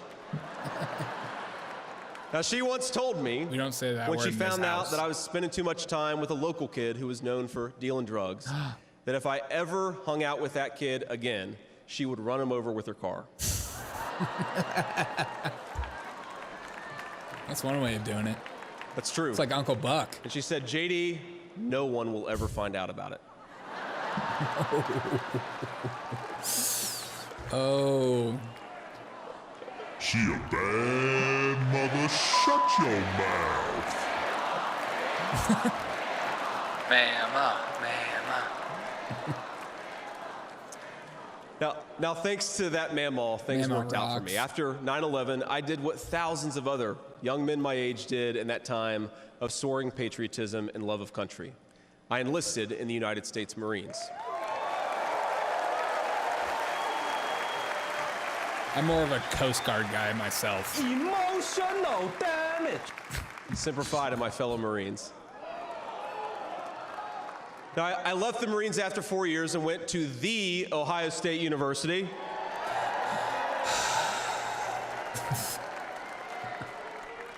Ooh, Buckeyes suck.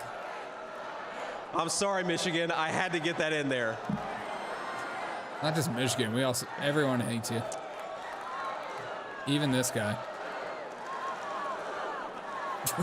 Come on. We've had enough political violence. Now, after Ohio State, I went to Yale Law School, where I met my beautiful wife. And then I started businesses to create jobs in the kind of places that I grew up in. Now, my work taught me that there is still so much talent and grit in the American heartland. There really is. But for these places to thrive, my friends, we need a leader who fights for the people who built this country.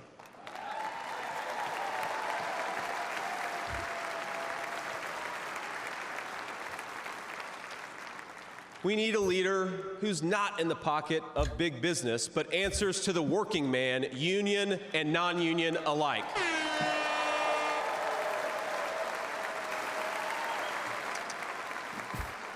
A leader who won't sell out to multinational corporations, but will stand up for American companies and American industry.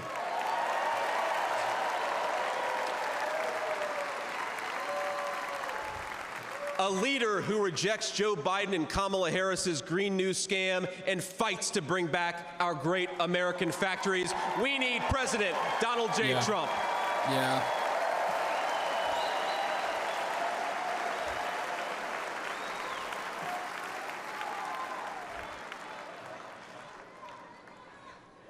Some people tell me I've lived the American dream, and of course they're right, and I'm so grateful for it. But the American dream that always counted most was not starting a business or becoming a senator or even being here with you fine people, though it's pretty awesome. My most important American dream was becoming a good husband and a good dad, of being able to give. Yeah. Shout out to good husbands and dads everywhere. I wanted to give my kids the things that I didn't have when I was growing up, and that's the accomplishment that I'm proudest of. That tonight, I'm joined by my beautiful wife, Usha, an incredible lawyer and a better mom, and our three beautiful kids, Ewan, who's 7, Vivek, who's 4, and Mirabelle, who's 2. Now, they're back at the hotel, and kids, if you're watching, Daddy loves you very much, but get your butts in bed. It's 10 o'clock. Silly gooses. But my friends, things did not work out well for a lot of kids I grew up with. Every now and then, I will get a call from a relative back home who asks, "Did you know so-and-so?" And I'll remember a face from years ago, and then I'll hear, "They died of an overdose." As always, America's ruling class wrote the checks. Communities like mine paid the price. For decades, that divide between the few with their power and comfort in Washington and the rest of us only widened. From Iraq to Afghanistan, from the financial crisis to the Great Recession, from open borders to stagnating wages, the people who govern this country have failed and failed again. Yeah.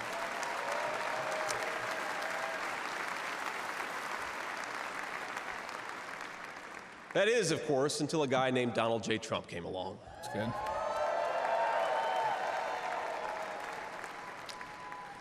President Trump represents America's last best hope to restore what, if lost, may never be found again. A country where a working-class boy born far from the halls of power can stand on this stage as the next Vice President of the United States of America.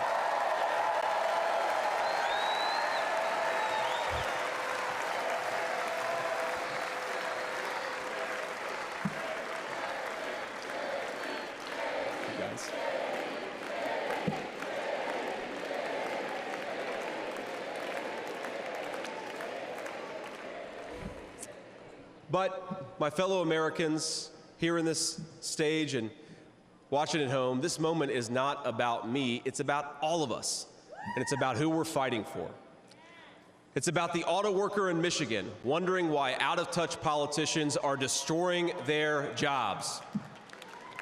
It's about the factory worker in Wisconsin who makes things with their hands and is proud of American craftsmanship.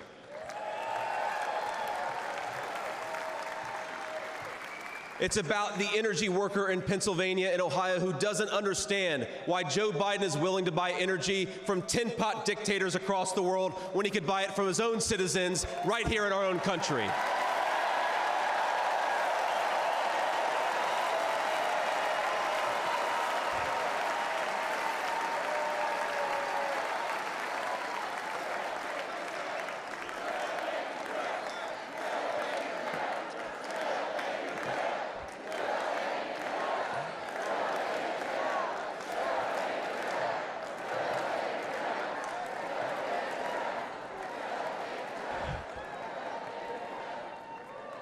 You guys are a great crowd.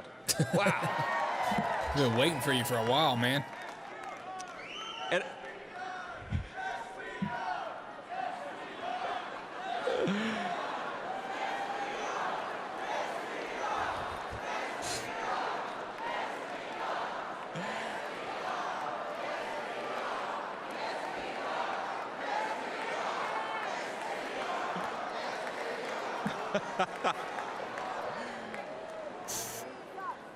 and it's about, our movement is about single moms like mine who struggled with money and addiction but never gave up. And I'm proud to say that tonight my mom is here, 10 years clean and sober. I love you, Mom. Yeah, 10 years clean and sober. That's awesome. Good for you. That ain't easy.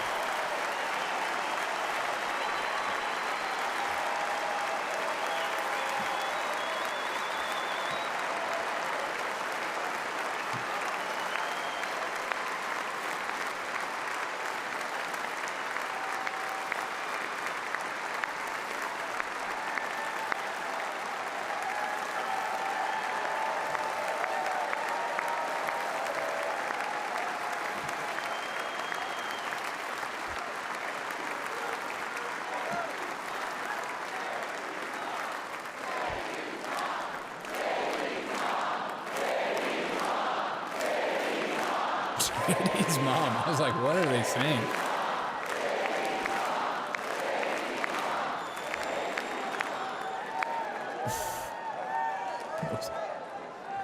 And you know, Mom, I was thinking, it'll be 10 years officially in January of 2025. And if President Trump's okay with it, let's have the celebration in the White House. Yeah. Quit talking to Mike Johnson.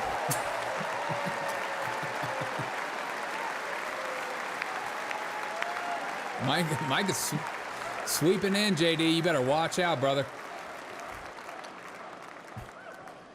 And our movement, ladies and gentlemen, it's about grandparents all across this country who are living on Social Security and raising grandchildren they didn't expect to raise.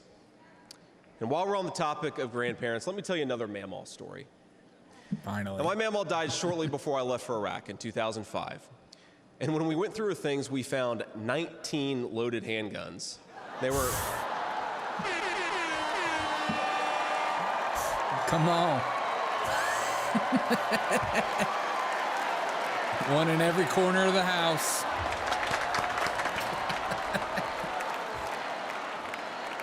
Now, the thing is, they were stashed all over her house, under her bed, in her closet, Yes, in the she's silverware ready. drawer.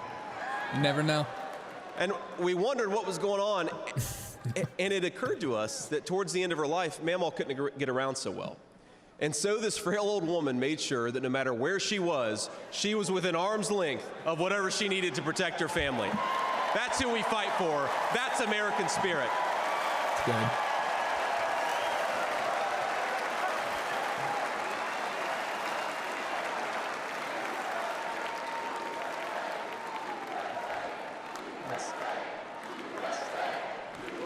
Man, a lot of chanting tonight.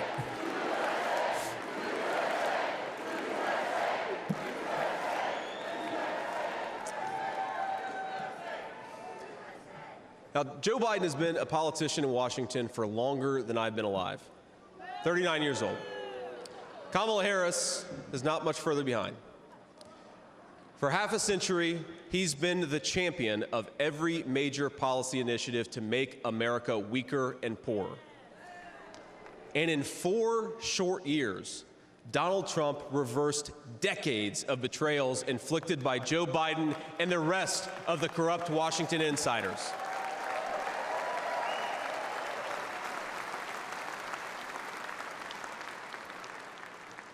He created the greatest economy in history for workers. Really was amazing. There's this chart that shows worker wages, and they stagnated for pretty much my entire life until President Donald J. Trump came along. Workers' wages went through the roof.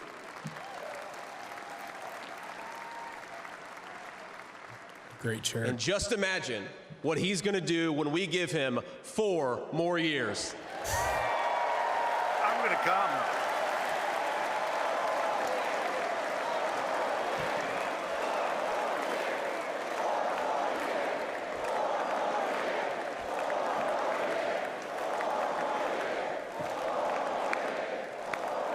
This is going to be like a 3-hour speech because of the chanting. Months ago, I heard some young family member observe that their parents' generation, the baby boomers, could afford to buy a home when they first entered the workforce. But I don't know, this person observed, if I'll ever be able to afford a home. The absurd cost of housing is the result of so many failures, and it reveals so much about what's broken in Washington. I can tell you exactly how it happened. Wall Street barons crashed the economy and American builders went out of business. As tradesmen scrambled for jobs, houses stopped being built. The lack of good jobs, of course, led to stagnant wages. And then the Democrats flooded this country with millions of illegal aliens. So citizens had to compete with people who shouldn't even be here for precious housing. Joe Biden's inflation crisis, my friends, is really an affordability crisis. And many of the people that I grew up with can't afford to pay more for groceries, more for gas, more for rent, and that's exactly what Joe Biden's economy has given them.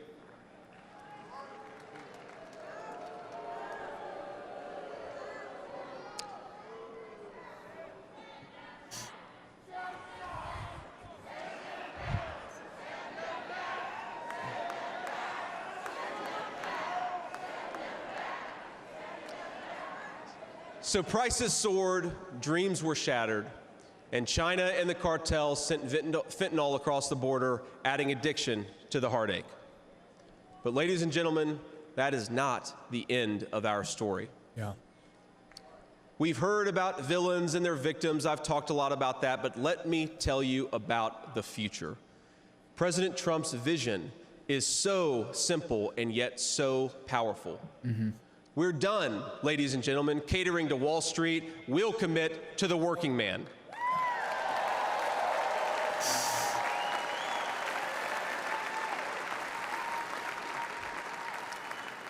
We're done importing foreign labor. We're going to fight for American citizens and their good jobs and their good wages. Yeah.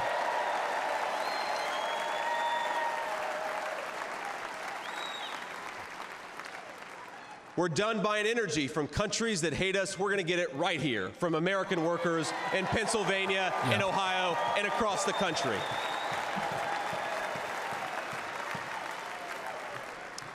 We're done sacrificing supply chains to unlimited global trade, and we're going to stamp more and more products with that beautiful label, Made in the USA.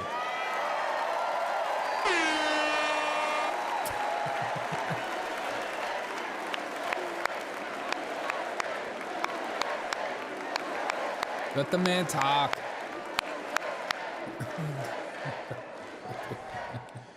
We're going to build factories again, put people to work making real products for American families made with the hands of American workers. Together,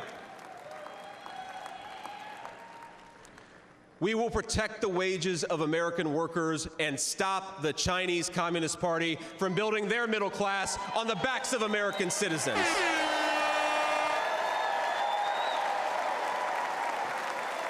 Okay, that's a big thing.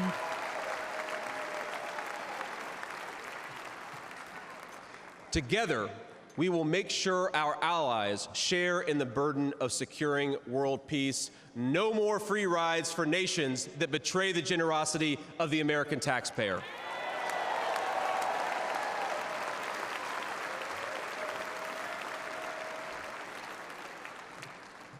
Together, we will send our kids to war only when we must. But as President Trump showed with the elimination of ISIS and so much more, when we punch, we're going to punch hard.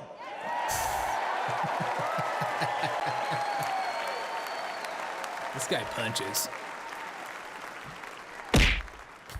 Together, we will put the citizens of America first, whatever the color of their skin. We will, in short, make America great again.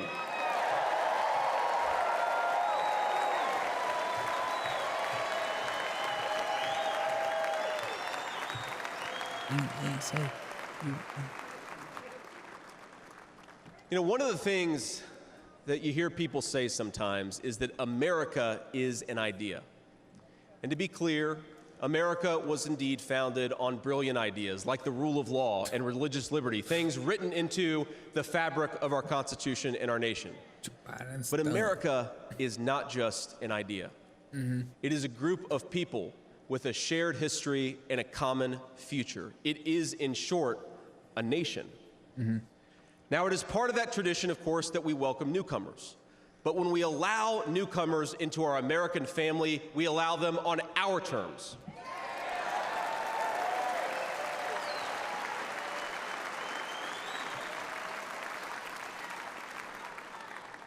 That's the way we preserve the continuity of this project from 250 years past to hopefully 250 years in the future.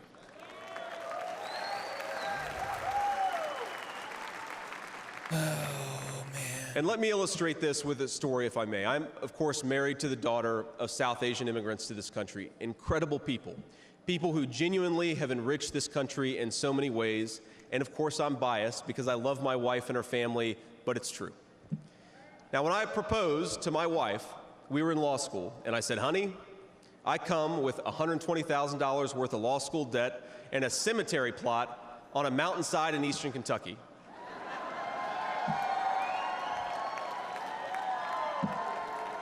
Good.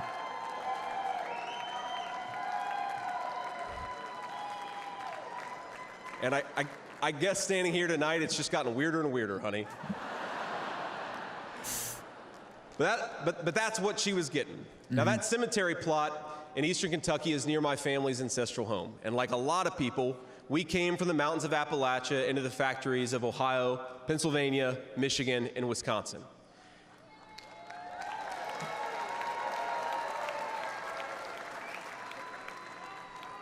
Now, that's Kentucky coal country, one of the 10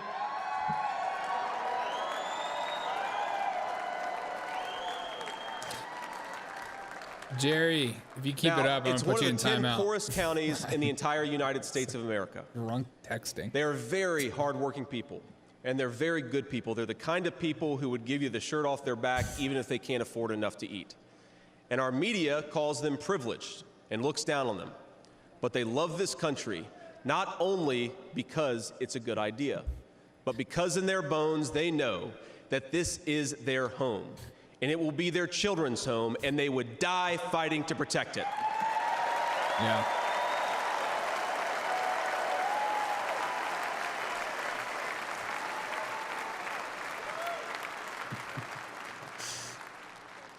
That is the source of America's greatness.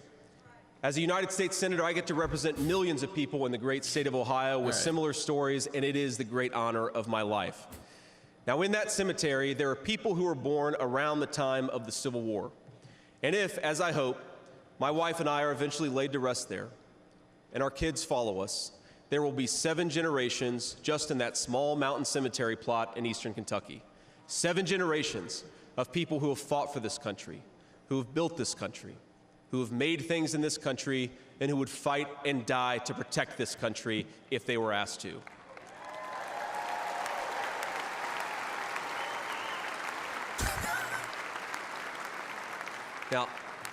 Now that's not just an idea, my friends. That's not just a set of principles. Even though the ideas and the principles are great, that is a homeland. That is our homeland.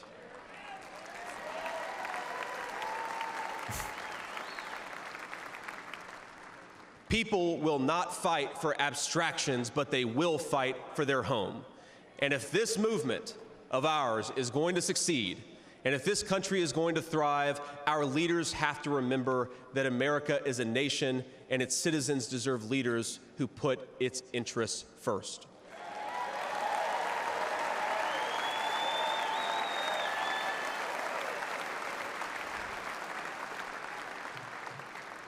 Now, we won't agree on every issue, of course, not even in this room.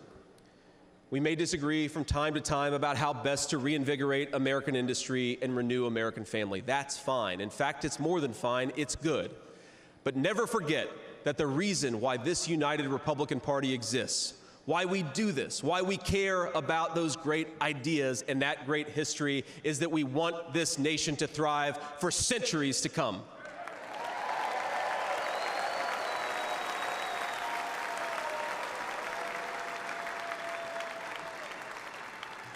Pretty clean. Now, eventually in that mountain cemetery, my children will lay me to rest.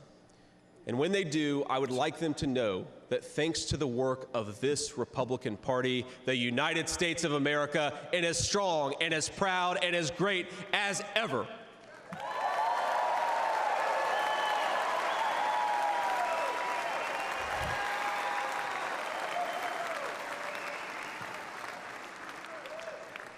That is who we serve, my friends. That is who we fight for. And the only thing that we need to do right now, the most important thing that we can do for those people, for that American nation that we all love, is to re-elect Donald J. Trump, President of the United States.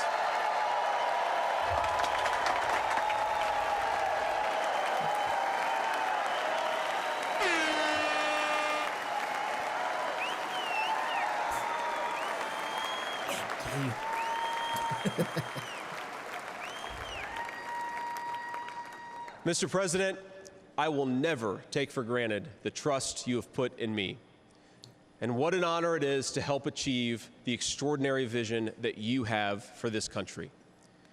Now, I pledge to every American, no matter your party, I will give you everything I have to serve you and to make this country a place where every dream you have for yourself, your family, and your country will be possible once again.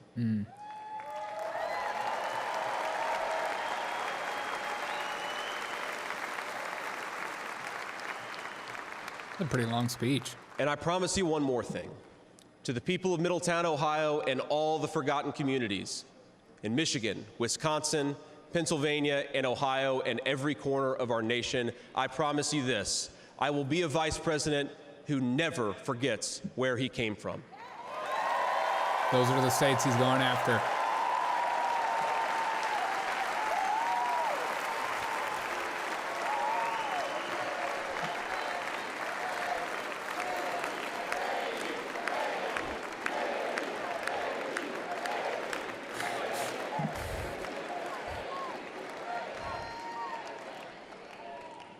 And every single day for the next 4 years, when I walk into that White House to help President Trump, I will be doing it for you, for your family, for your future, and for this great country. Thank you. God bless all of you, and God bless our great country.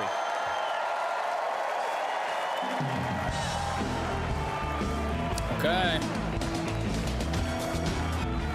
What does everyone think of the chat? Let me know what you think about that speech. Pretty good speech. Here's what you got to not do.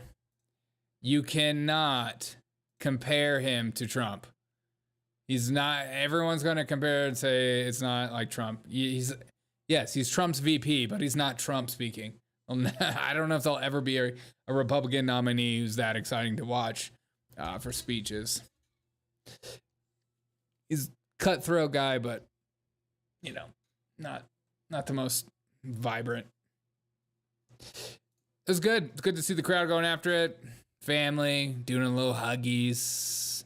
Love the huggies. Huge fan of the huggies. We'll see. We'll see what he'll be. I'll be holding his feet to the fire. I hope you do too as well. If you're voting Republican, and if that's something you're going to do. I think it's a good VP choice. I'm going to go on a limb and say that. I thought, dear God, don't let it be Tim Scott. He talked too much about his cemetery. yeah. He's a very morbid part of that speech. And when my kids lay me down to rest and I die, one day I will. I'm seeing online, everyone's like making fun of him for telling about his mom being an addict and I'm just like, the dude, she's 10 years sober. You could talk about that after being 10 years sober.